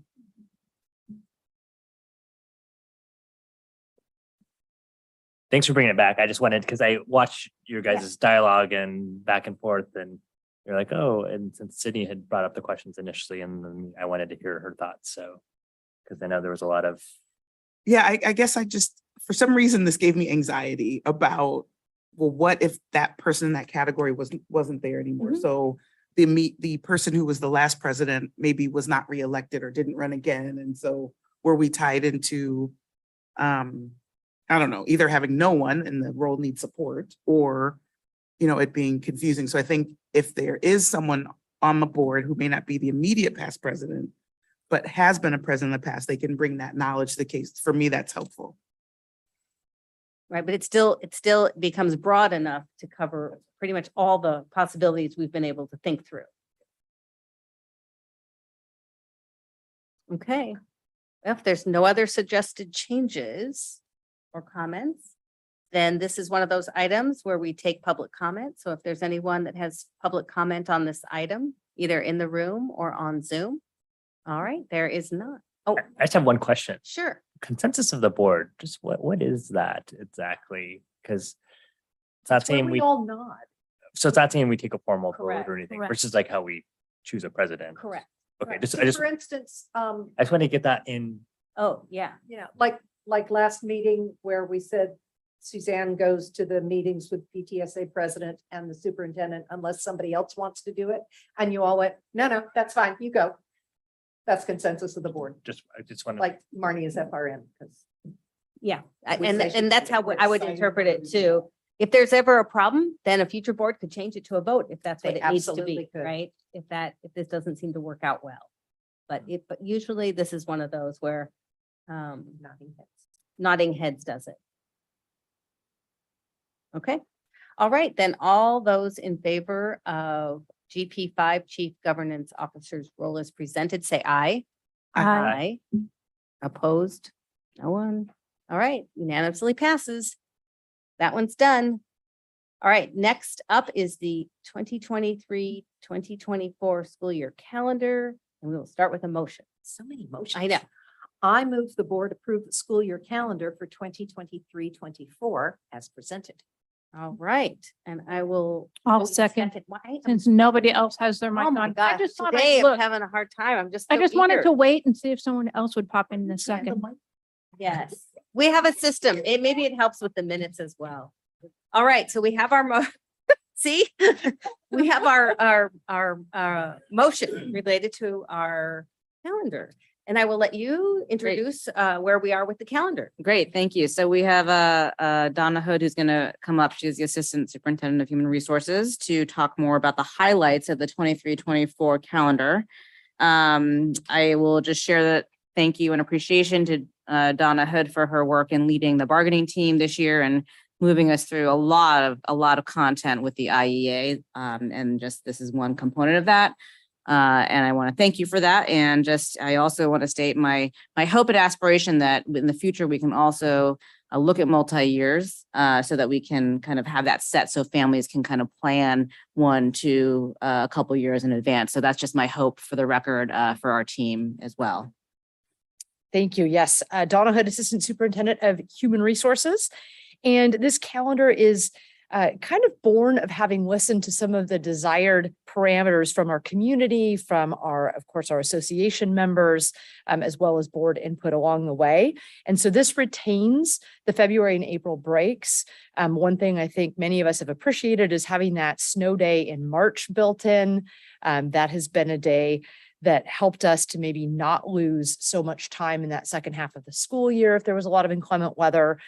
So those parameters are all here and contained in this particular option.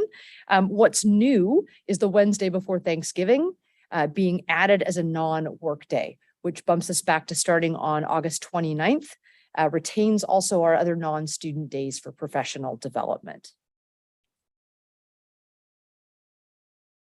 Donna, would you like to speak about what agreements were discussed as Yes. options to think about that week before Thanksgiving, absolutely. and also the sort of how it lands before the Juneteenth holiday, which is a new change to our calendars across the state? Yes, so we agreed to issue potentially a joint communication between ISD and IEA about still providing high quality and meaningful instruction, of course, on the 20th and 21st of November, but also honoring a lot of the family commitments, travel plans, things that we know both our parents as well as our staff feel pulled to at that time of year.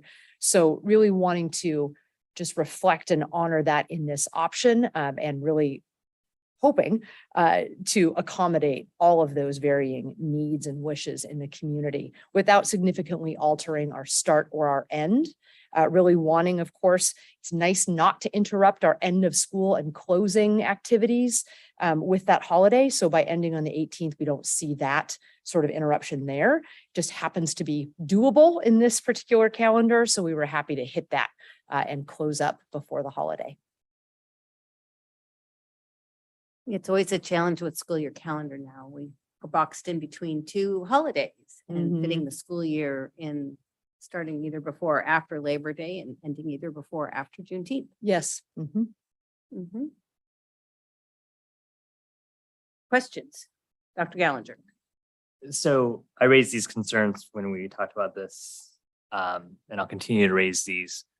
I think something that's going to have as big of impact to our vacation schedule, we need to reach out and ask our parents and families. And I can't support a calendar process where we only ask our teachers as stakeholders. So if we want to reach out and ask our other labor groups, but most importantly, our families, we need to ask them, because I worry that this is going to create even more creep to then it'll be like, oh, we have an ineffective week. So the other thing is, I think it's short-sighted because I want to see what the next 2 or 3 calendars look like. Because if we then, oh, we're doing this Wednesday, but then now the next year calendar is like, by doing that Wednesday, now it pushes us beyond Juneteenth. That's also a problem. So if you brought me 3 consecutive calendars that showed that this meets those goals for the end date, start date, that could accommodate Wednesday, and that had the opportunity for parents to provide input, then I could get behind this. But from a process standpoint, it's not something that I can support.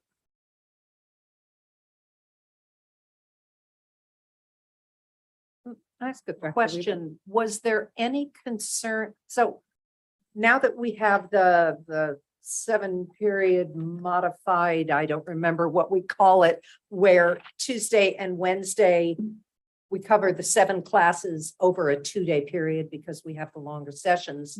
So by losing a Wednesday, but not a companion Tuesday, did teachers have any concerns about that? Because you're losing, right, you're losing 1 day from 3 periods and not the other 4.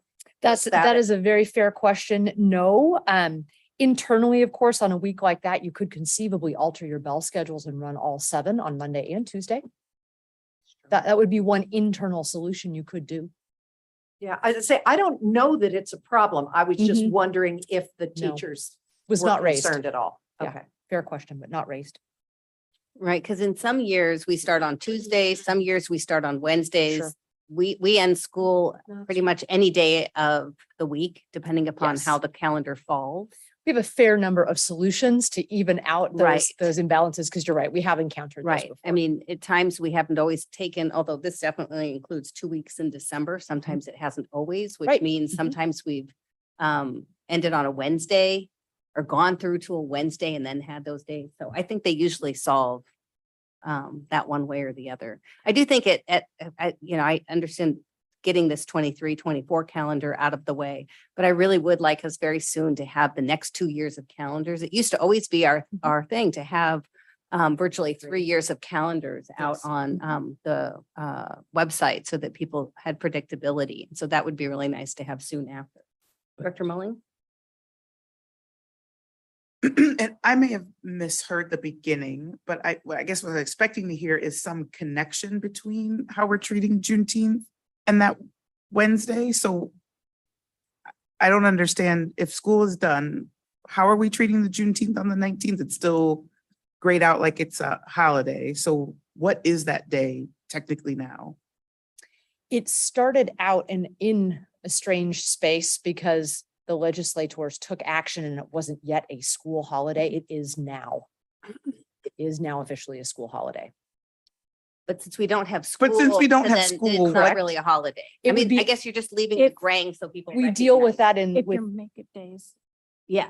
That's right. potentially it could impact us if we had makeup days. And we do have other labor units that are still working on all through June, all through July, all through summer. So we have dealt with that in each of their Okay. contracts as appropriate. Right, and I guess that's to the little note at the bottom that said if there's additional days that need to be made up, It will be added to the school calendar in June as needed. June 19th is a holiday. Correct. Which is why that's important to point out. 'Cause Yep. if we're making up 2 days, one would be the March 15th, and then next day would be June 20th. Right. I guess maybe my question is, how can we afford both of those new days in this year? That just seems, Oh, wait, what do you mean? so this year we end up with 2 net new holidays that we have people on staff and But we go to school 180 days. Yes.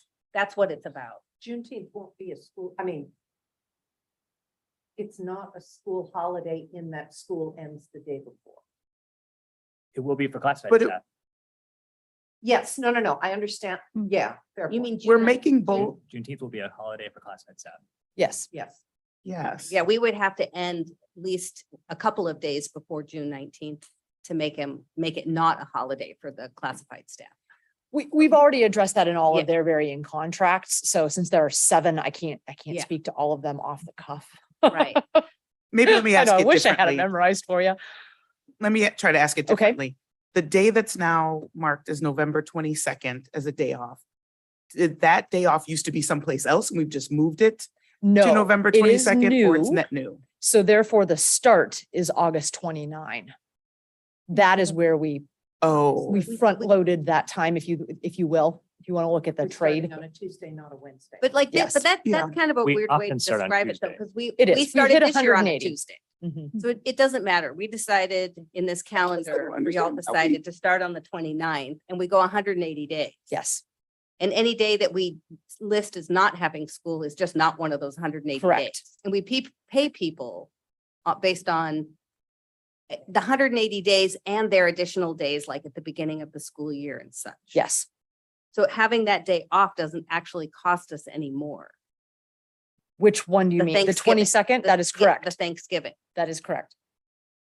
It is just a non-work day for the certs okay.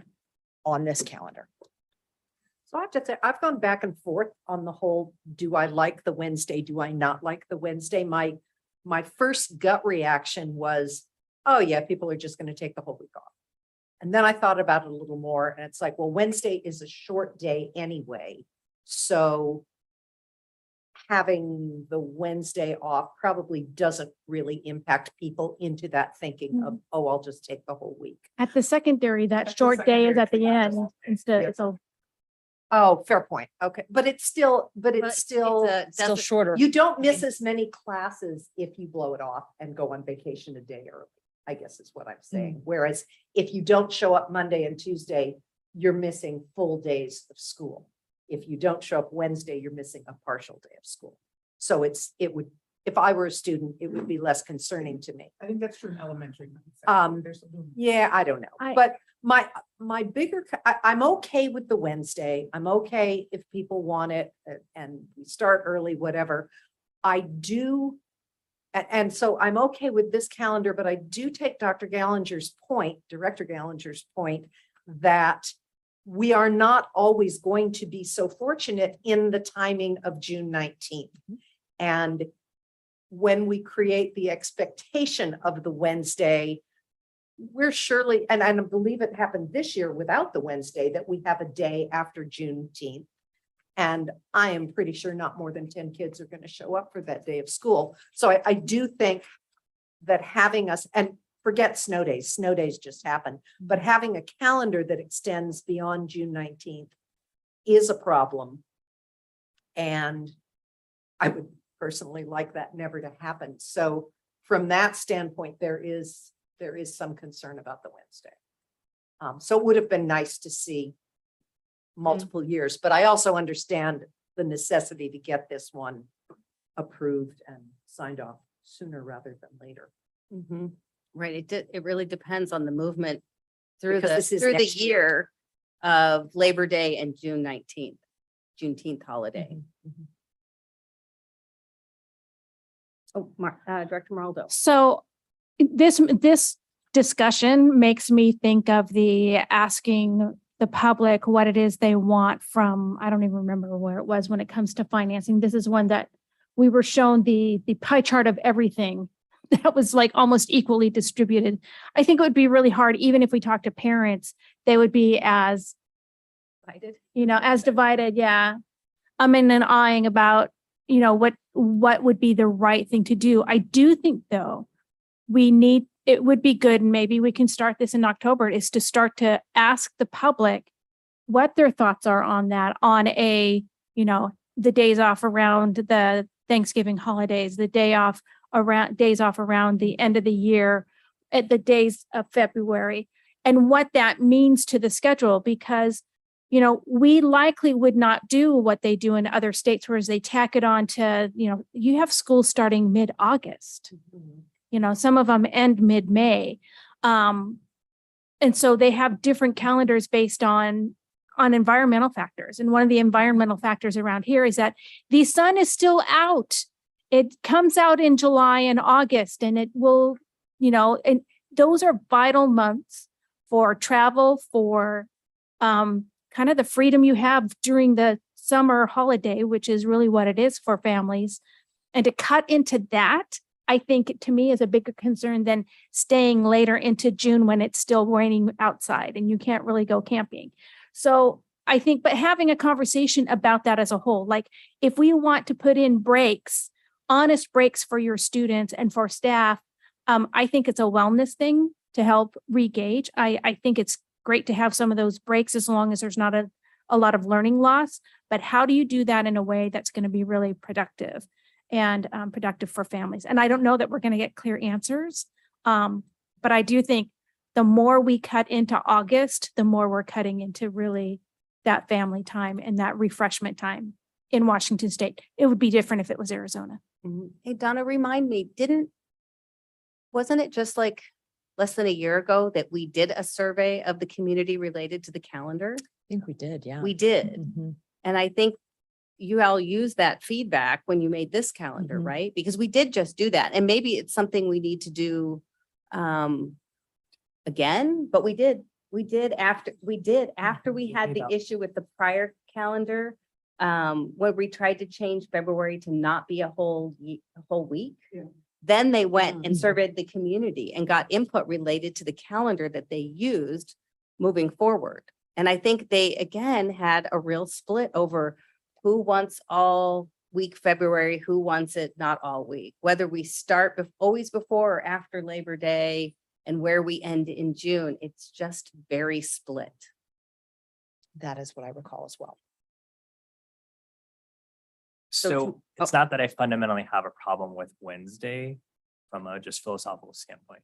What I have a problem with, again, is the process and the lack of engagement with our community. So prior to me joining this board made decisions because they were so far out, and the Christmas break was down to like a 10 or 11 day break just by how it worked on the calendar. And in my first couple years on the board, I got to hear all of the complaints from families about that. And then what was brought to us during COVID was, okay, we're going to change the midwinter break. And again, that was what the administration brought to us, had not asked families at all at that point. We're like, whoa, time out. So anything that impacts breaks and family time, to your point, from a wellness perspective, from a process point, we've got to engage our families. Like, yes, our teachers are an important stakeholder, but our families are the ones that are bringing kids to school. And I don't think that this conversation is complete without that. And so if you're going to look and load 2 or 3 more years worth of calendars, that should come into it. And if it comes in and it does impact more August or more June because of this Wednesday, that could be potentially problematic. And to Suzanne's point, now we've sort of dangled this Wednesday, and then it'll look very inconsistent. And that's what I worry about. The whip sign of calendar is worse than doing anything else. So right. Which was one of the reasons it was really nice when we had further out calendars, multiple years out there. I don't have a problem with this change to the Wednesday before Thanksgiving. To me, it's a minor variation in a calendar that otherwise looks just like the prior years, even related to the start and the end. So I don't have a problem with this particular calendar. If the board so wished, we could direct, or we could engage with the district to collect more information from the community. It's just that every time we've collected information from the community over the calendar, it's just very split. Well, but I think it was not that long ago when we were messing around with the February break. And we did engage the community and we got pretty clear marching orders. We want the full week in February, we want the full week in April, and we really want the full 2 weeks in December. So to me, the worst thing that happens with this calendar is, as Harlan says, we dangle the Wednesday, and then as we go further out, we say, yeah, you know what, we're going to have to take it back. But I also, there's enough urgency to get next year's calendar approved that I guess I'm willing to take that risk.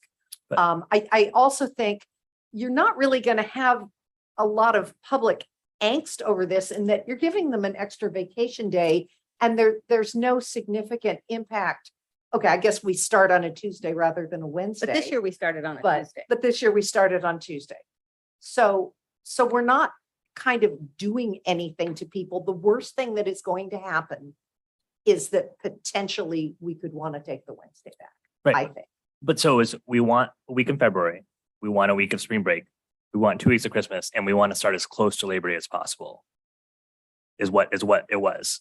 And so to you, Tuesday versus Wednesday might not mean much to you, but to families, and to what Marnie's point is, and this is our time of being together and in the sun, it does matter. And so the vote, the community input was clear about being as close to Labor Day as possible. And this veers us away from that. I just want to be clear. So to complete what the thought was. Sorry, Sydney. Okay. Yeah, and Director Mulling, please. So I think for me, and I don't know the appropriateness of what I'm about to ask for, but if we could use these same principles of what's applied in this version of the calendar and just look at what that looks like for the next 2 years. For me, that would be very helpful. I'm not saying anyone has to, I know people have to agree to that and all that, so it's not what I'm asking for, but just to literally see how the days land on the calendar would be really helpful. I don't know why, but I am struggling with the day out of nowhere. I can't make sense of it in my head. So, and maybe it's because for the next X number of years, just the way the calendar works, it's fine. And so I'm not going to worry about it. If it's three would be great. If this configuration works out, great. I think the consistency will make me feel a little bit better that day is okay. But it just seems like we just keep adding ands to the calendar. We want this, and we want this, and we want this, and like life just doesn't work that way. So that's what my brain is having trouble wrapping myself around. The community feedback was split, sure, but we should resurface it. Like really, what was the date and what was the feedback? Because in COVID years, I no longer remember when anything was. So that could have been 2.5 years ago I don't know how long ago that was now, but those are the things. And I guess I don't feel a sense of urgency that this is a tonight thing, frankly, but I feel more urgent of take these same principles and apply them to the next 2 years calendars. That for me would be super helpful. Director Mulling. Geraldo. One of those. Looking Yeah. past. I think for me, it really is a question of, does the community understand when we ask them those questions, what the ramifications were? My head's going to something, a simple program that lets them select a date and tells them why, what the end date would be based on the options that they choose. If you choose these options, here's your start date, here's your end date. Because it really is about, here are some options. And if you choose them, we have to put those dates either at the start or at the end. We still have to go 180 days, regardless of any of that. So where do you want to start? What is important to you? Is the start date important? Are the holidays in the middle important?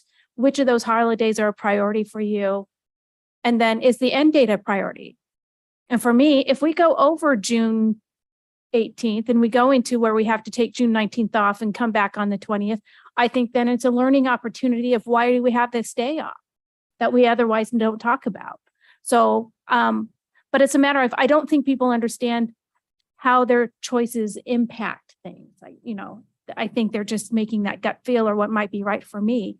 I think some of our concern about pushing school out too far is going to be at the secondary, is going to be about the AP tests that are done in May, and it's just fewer days that they get to prepare for the test. Right. And well- so again, so it's if you choose to start later in September, you have fewer days before that test date comes. And while that may be true, by and large, only the secondary parents, only the parents of juniors and seniors by and large really have that focus on things. So we also are in a position of needing to make what ultimately is the best decision we can make for the greater community. Again, you have the split between maybe you have those parents that are, and I was one of those parents that had kids taking a lot of AP tests and more time in school before that test was really great. But we also need to answer to the broader community. Looking ahead to September 2024, you can see Labor Day is going to be Monday the 2nd. And we don't usually start school, if I recall right, from all the days we started school after Labor Day, because Tuesdays meet the teacher day. So then we don't start school until Wednesdays. We just keep pushing the year out. So every year really depends whether we start before or after Labor Day and how far we're willing to go into September or into June to finish the school year. Because the community was very clear. They wanted the full week in February, they wanted the full week in April, and they wanted 2 full weeks in December. And this delivers that. Yeah, we do have the problem that when we engaged the community, Juneteenth wasn't a thing. But true. I mean, because now we have a what's forcing your factor at the end of the year that we didn't have before. Well, and we also have the unknown of snow makeup days, right? That no matter what we plan for, even though we have one built in, if we have multiple days, we will be pushing out the end of the year, regardless of where Juneteenth is and whether we were starting before or ending before or after it. And on But our that snow point, I makeup do- day is done based on data, right? We know that on average, we miss 1 day a year over the past 15 years. Yes, but just- some just years quickly. we've had way more days. I know, in some years we had 0, but the average is. Yeah. And maybe it's literally the snow day that's making this not make sense to me. It's taken like 86 conversations and a shoehorn to get the one snow day. And poof, we got the Wednesday before Thanksgiving. And I can't wrap my head around it. I'm just trying to be honest. Like I literally can't wrap my head around well, how did we find that one?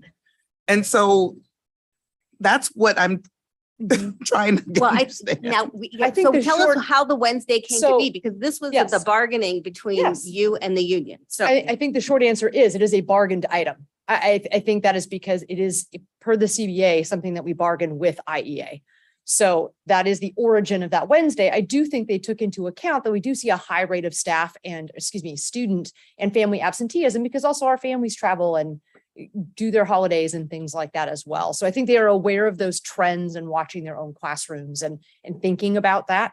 And there was always this funny unevenness, which we have addressed in the CBA, but there was an unevenness with some folks getting out because it's a Wednesday, right? Much earlier than other staff in the secondary world and that feeling weird. And so I think it felt like it resolved a lot of those things at one time to potentially have that Wednesday be a non-work day.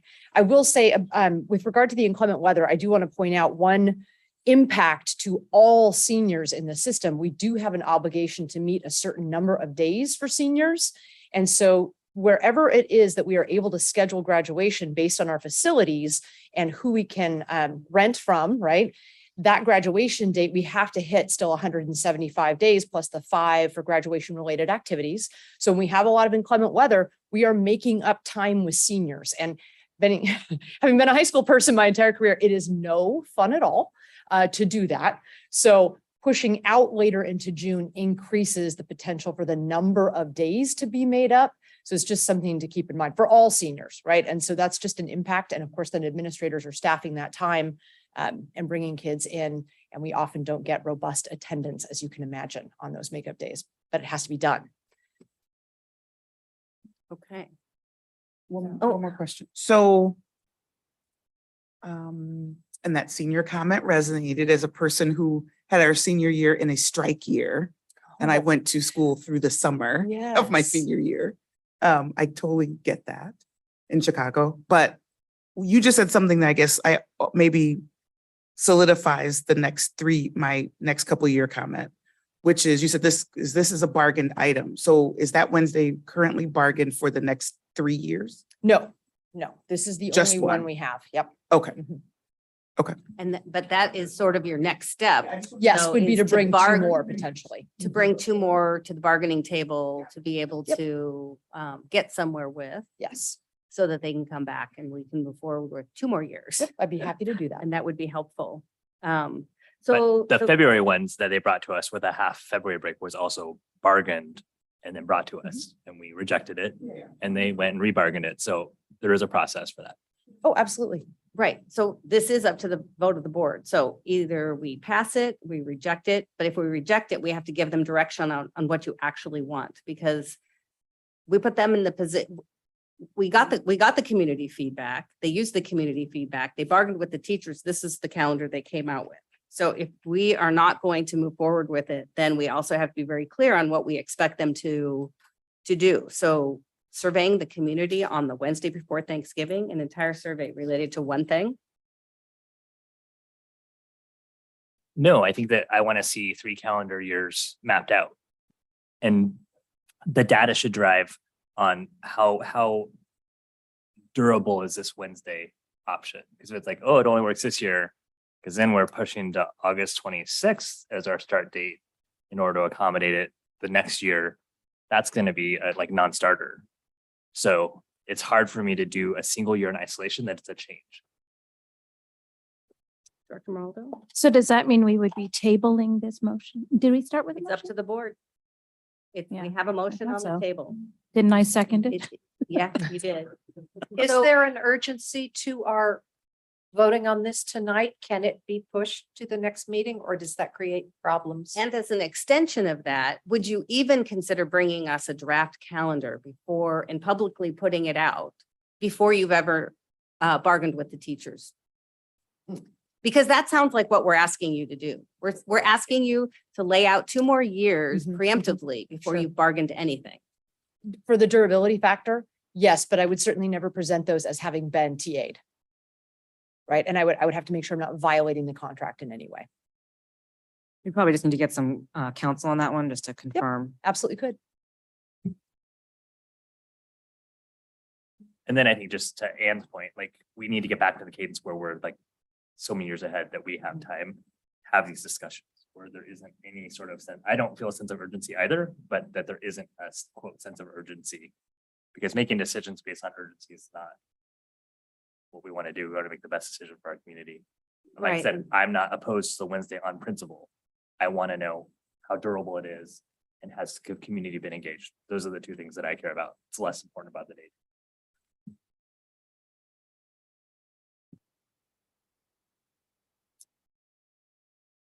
So it's back to the board. So I do think that, so I want to make sure we're clear about the direction. If we move with a tabling and the requests that's been discussed.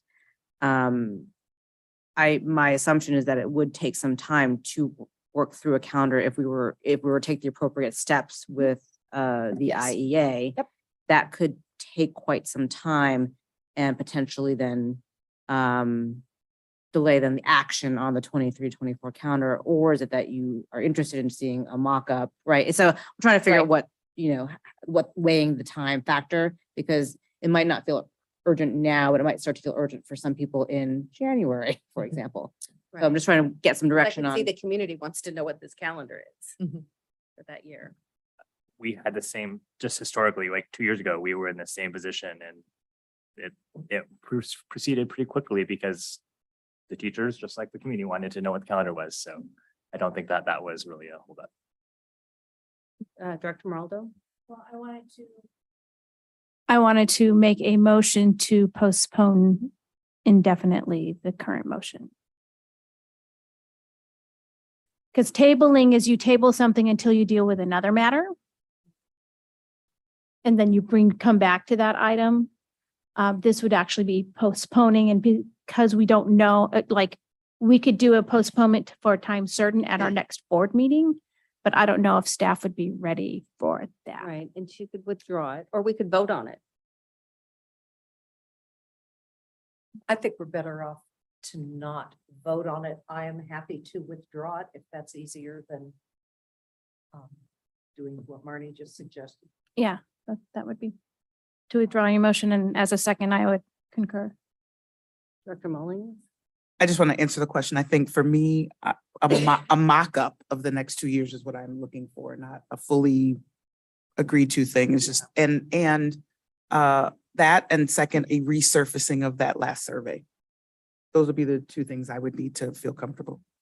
Yeah, I don't think there's, I would agree with what Director Mullings said. I don't think there's a need to actually bargain the next 2 years so much as if we followed these same principles, this is what it would look like, and would make it very clear that we understand that that has not been bargained or agreed to by anyone. Except every time they go to look at the calendar, right, you can't necessarily follow these principles depending upon where Labor Day.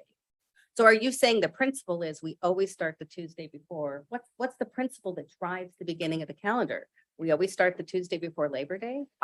Well, for I me mean, that's- personally, it ends before Juneteenth.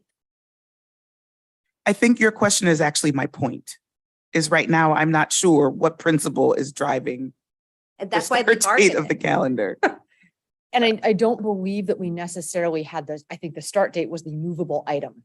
My understanding was the parameters that have been discussed, and I wasn't in all the conversations, but as it's been explained to me, I believed it was about keeping February whole, keeping April whole, attempting to keep 2 weeks in the December break. So those were some of the common items people seem to want. Right. I feel like we're asking you to go and bargain it to even bring us a draft of this calendar, because how you lay out having the full week in February, the full week in April, those two are actually much easier, but it's the dates in December that also generate the issue over how you get that, and how many other days you have, and where it pushes the start and where it pushes the end, and which way we're going to.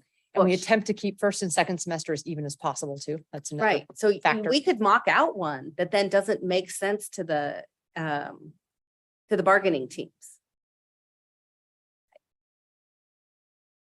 I think another concern is I wouldn't want us to feel like we were bargaining in public. And I feel like that's what we're doing. Well, you're discussing a TA. At this point. That's allowed. I'm saying by having the additional 2 years, it would be us putting forward a calendar in some respects. Right. For us to be able to talk about it in public, we're now going to attach it to an agenda and discuss. I guess on the flip side, it is an element of bargaining and could be discussed in executive session.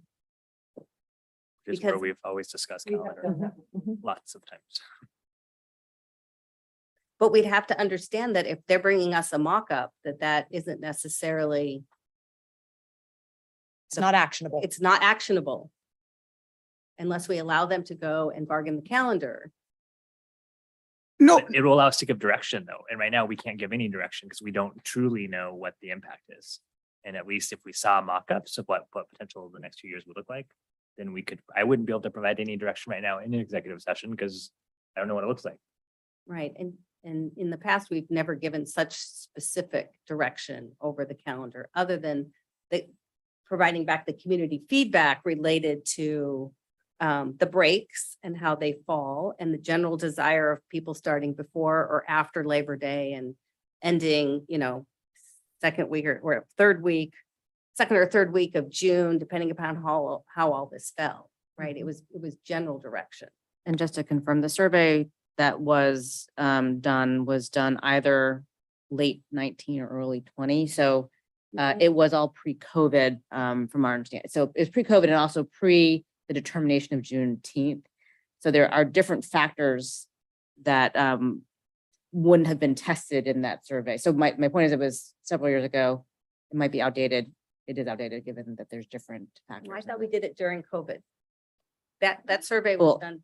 No, that's why it's like, we didn't. I mean, I don't recall any survey being done during the time of of COVID, like, because we had a very lengthy conversation about the calendar when it came to us in a more urgent, you must approve this tonight.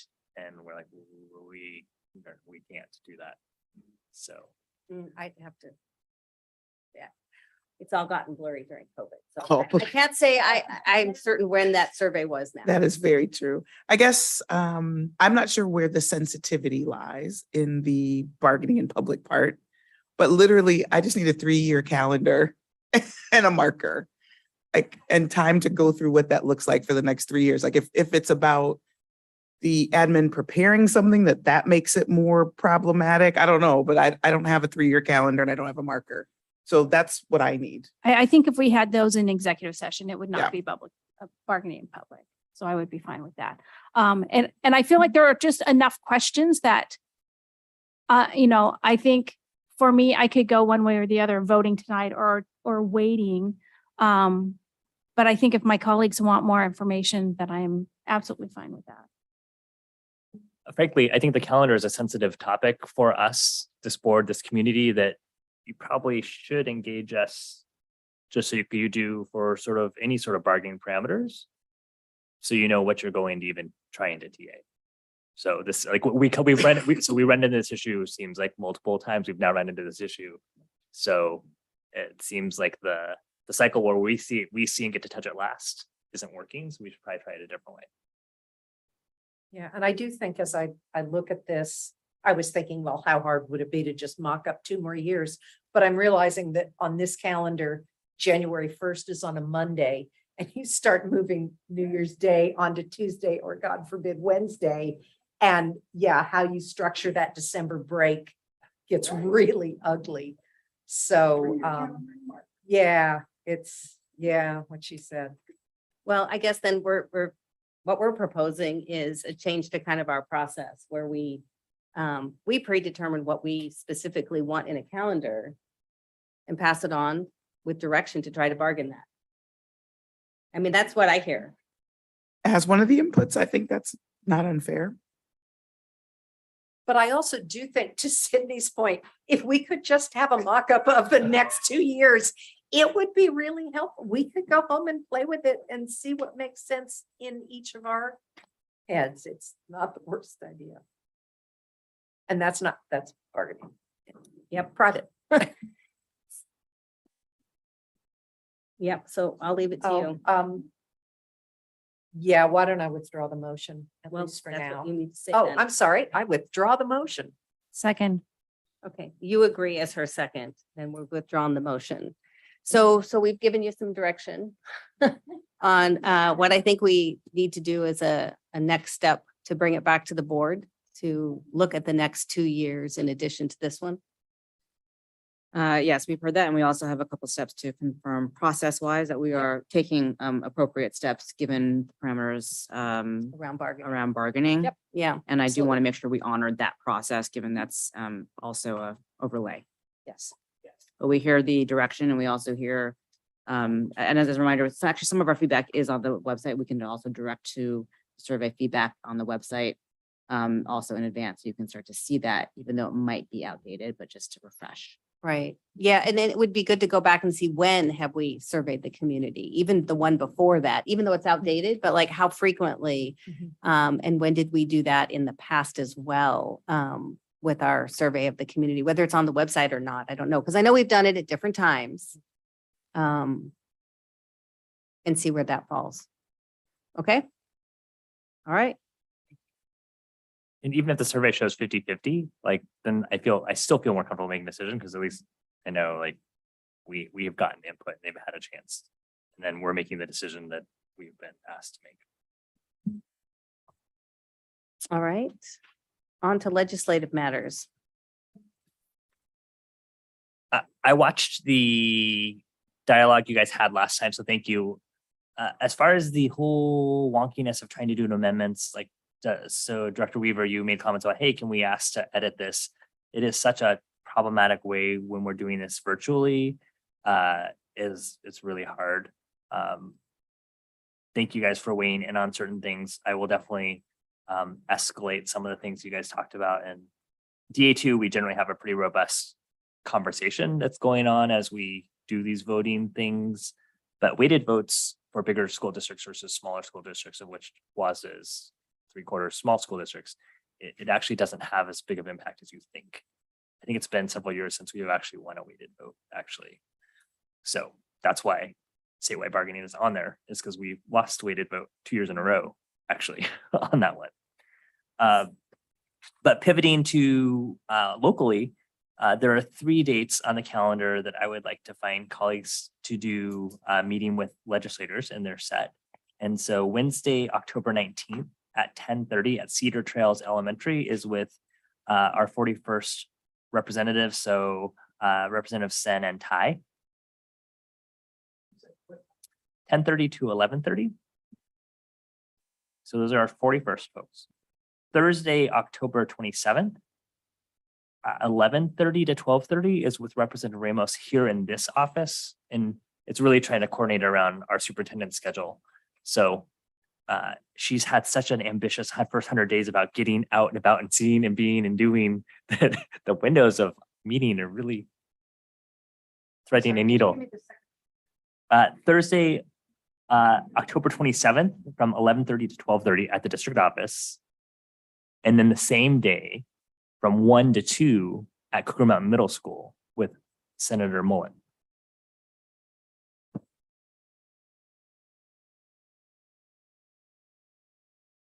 And then Friday, October 28th, I don't know what our superintendent's schedule is. And hopefully Dan can weigh in on this on the October 28th, because I just got the email from Representative Callan's office at morning time. So sometime between 8 and 11. Yes, that works. Perfect. So ideally the 9 a.m. on Friday, October 28th with Representative Callan.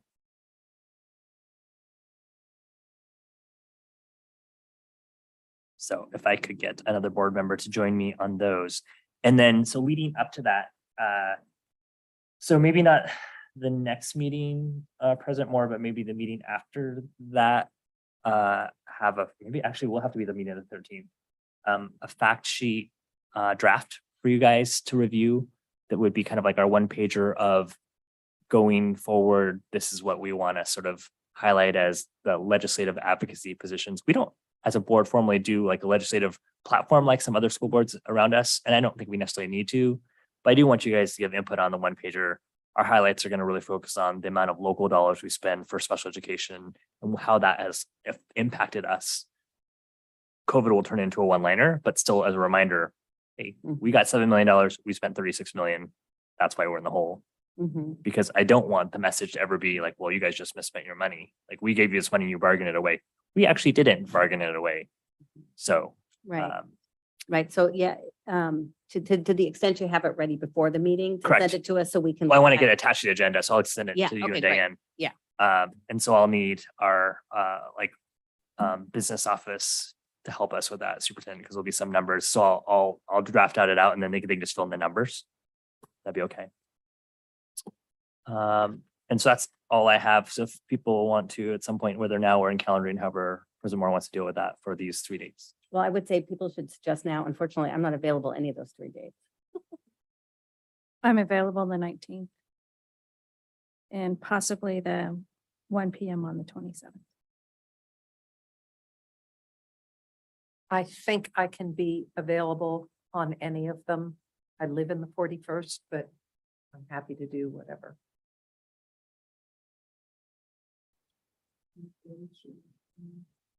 The 28th should work for me.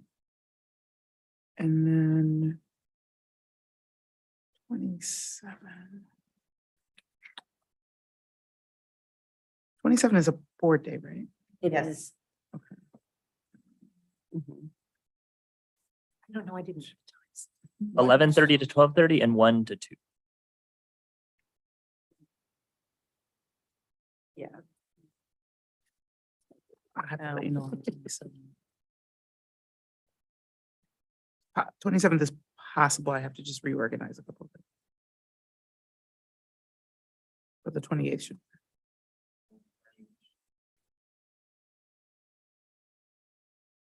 Well, the October 19th is when I can do.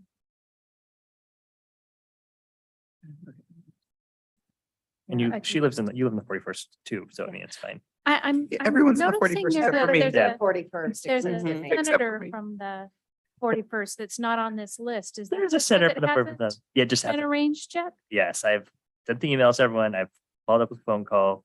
I guess next time, next step will, I guess I'll be texting our senator to get that on the calendar. But right now I wanted to get I didn't want to wait any longer to get these on your guys' calendars because I know how busy you all are.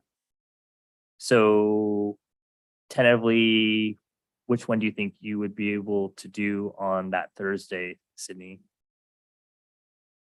Or do you want just have me have Suzanne on both? And then if you guys can just talk amongst yourselves? Because you said you're available. Oh, because you'd only want one more person. We can only have like, we We can only have two. So there'd be two. So there'd be correct? two. we can't have three because of Can't have quorum. three. Yeah. Or did you want the 28th? And I put her on the 28th. Oh, 28th is one I can do. So there are 4 different meetings. yes. Oh, but you I can't do any of them. I can't do So any of we've those got to 3 double days. up. Okay. And then on the 27th, I didn't write down the who each, so it's, It's Ramos Ramos at and one. Mullet. It's all fifth. Ramos Ramos at and Mullet. 11:30. oh, it's Mullet. Okay, then I Mullet have at such one. bad handwriting. I definitely want to try to make those. I just have to do a little rearranging. And since I'm the only one who actually lives Right. in that area, I'll try. If you can do that, then maybe what I do is I try Yeah. to rearrange the 27th and you Yep. just take the 28th. Yeah, that's still the 5th. It's all the Is fifth. it still the 5th? It's I didn't even calendar. write it down. Oh, that's calendar. It's all the fifth. Yeah, but you can't do all 3 of them. I can't Yeah. do all 3. So I'll Yeah. try for the 27th. Well, tell me where you want me and tell me where you want me as a backup. Okay. Okay, I'm writing Weaver on both of these, and then if On you both show of what? The Thursday the one? 27th, yeah, but the 27th. And then And I'll then tell you what I can switch out. Sure. Okay.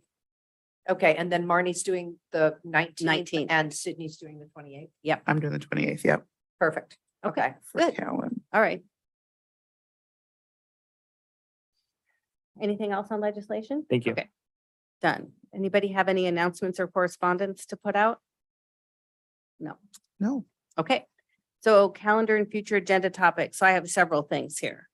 There was a lot of- First, we had a doodle for the Holly Street dedication and everybody filled it out.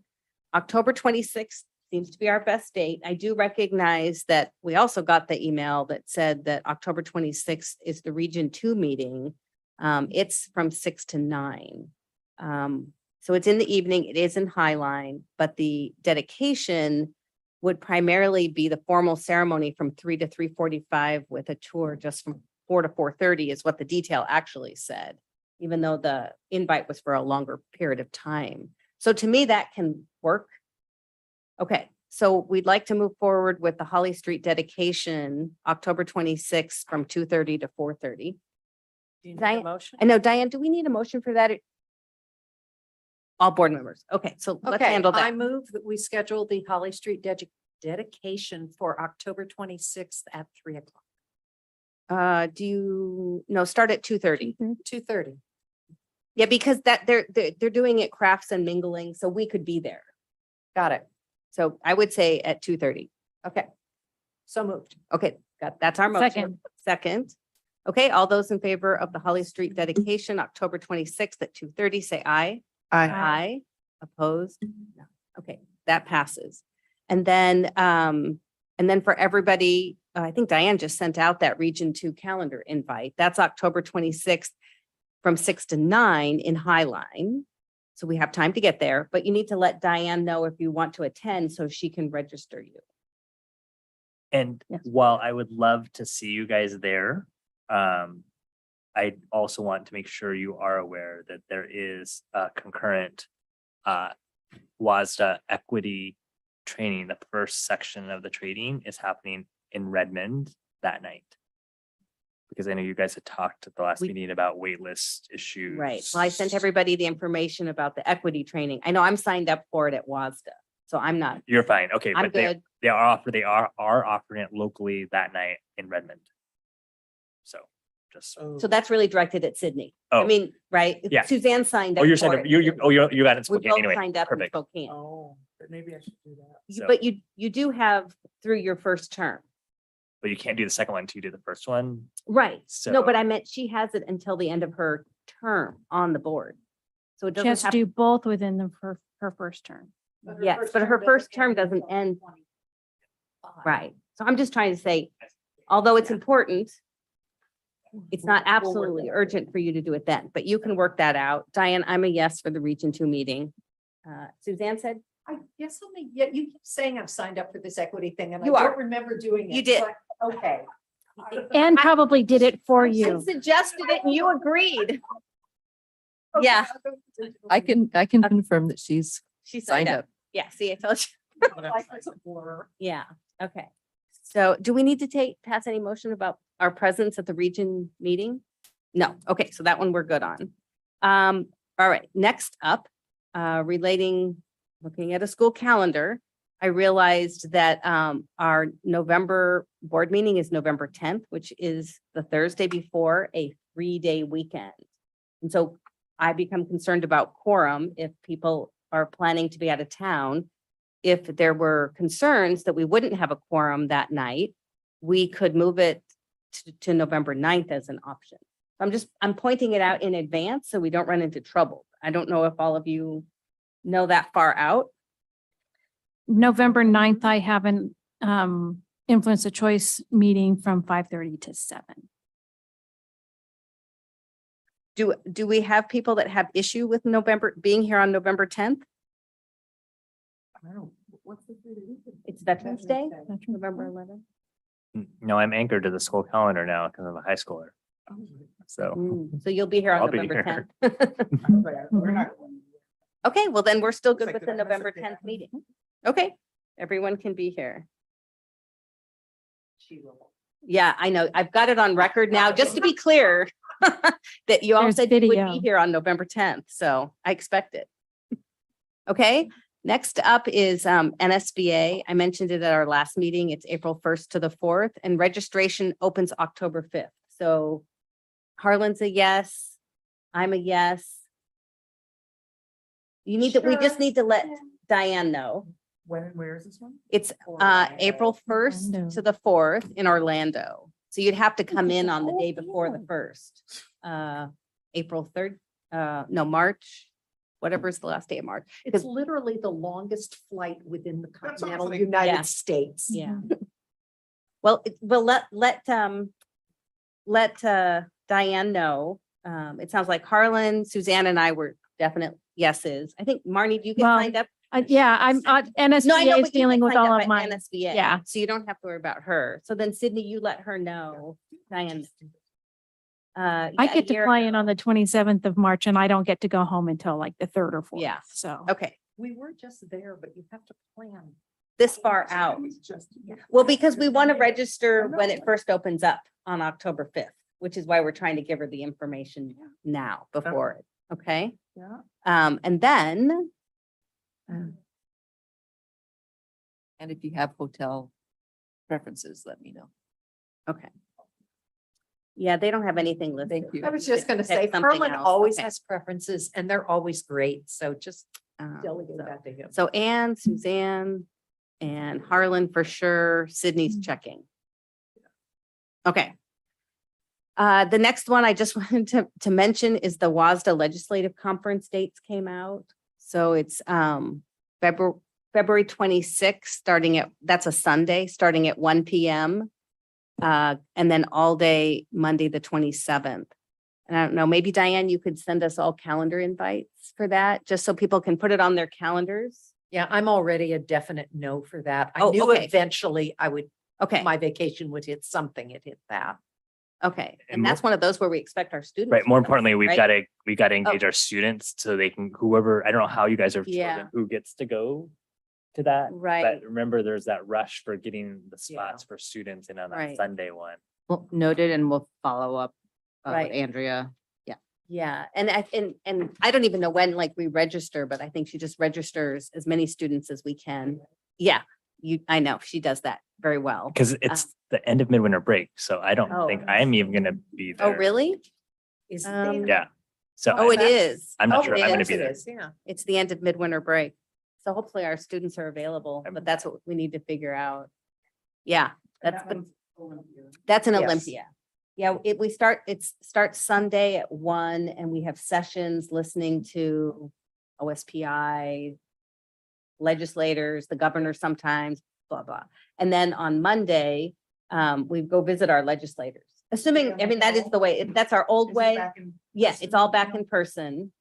So that's what that one is. And then just one more to go and we're all done. So we've had a request from our superintendent to wonder if she has an issue with a board meeting date on May 25th. So this is way out there. That's why we're asking early, that she will not be able to be here. And so we're wondering if we could move it to Monday, May 24th. Ah, not Monday. Why did I say Monday? You were going to correct me. I meant Wednesday. Thank you. I caught myself, right? Wednesday, May 24th. I have no problem with that. And I am good with that.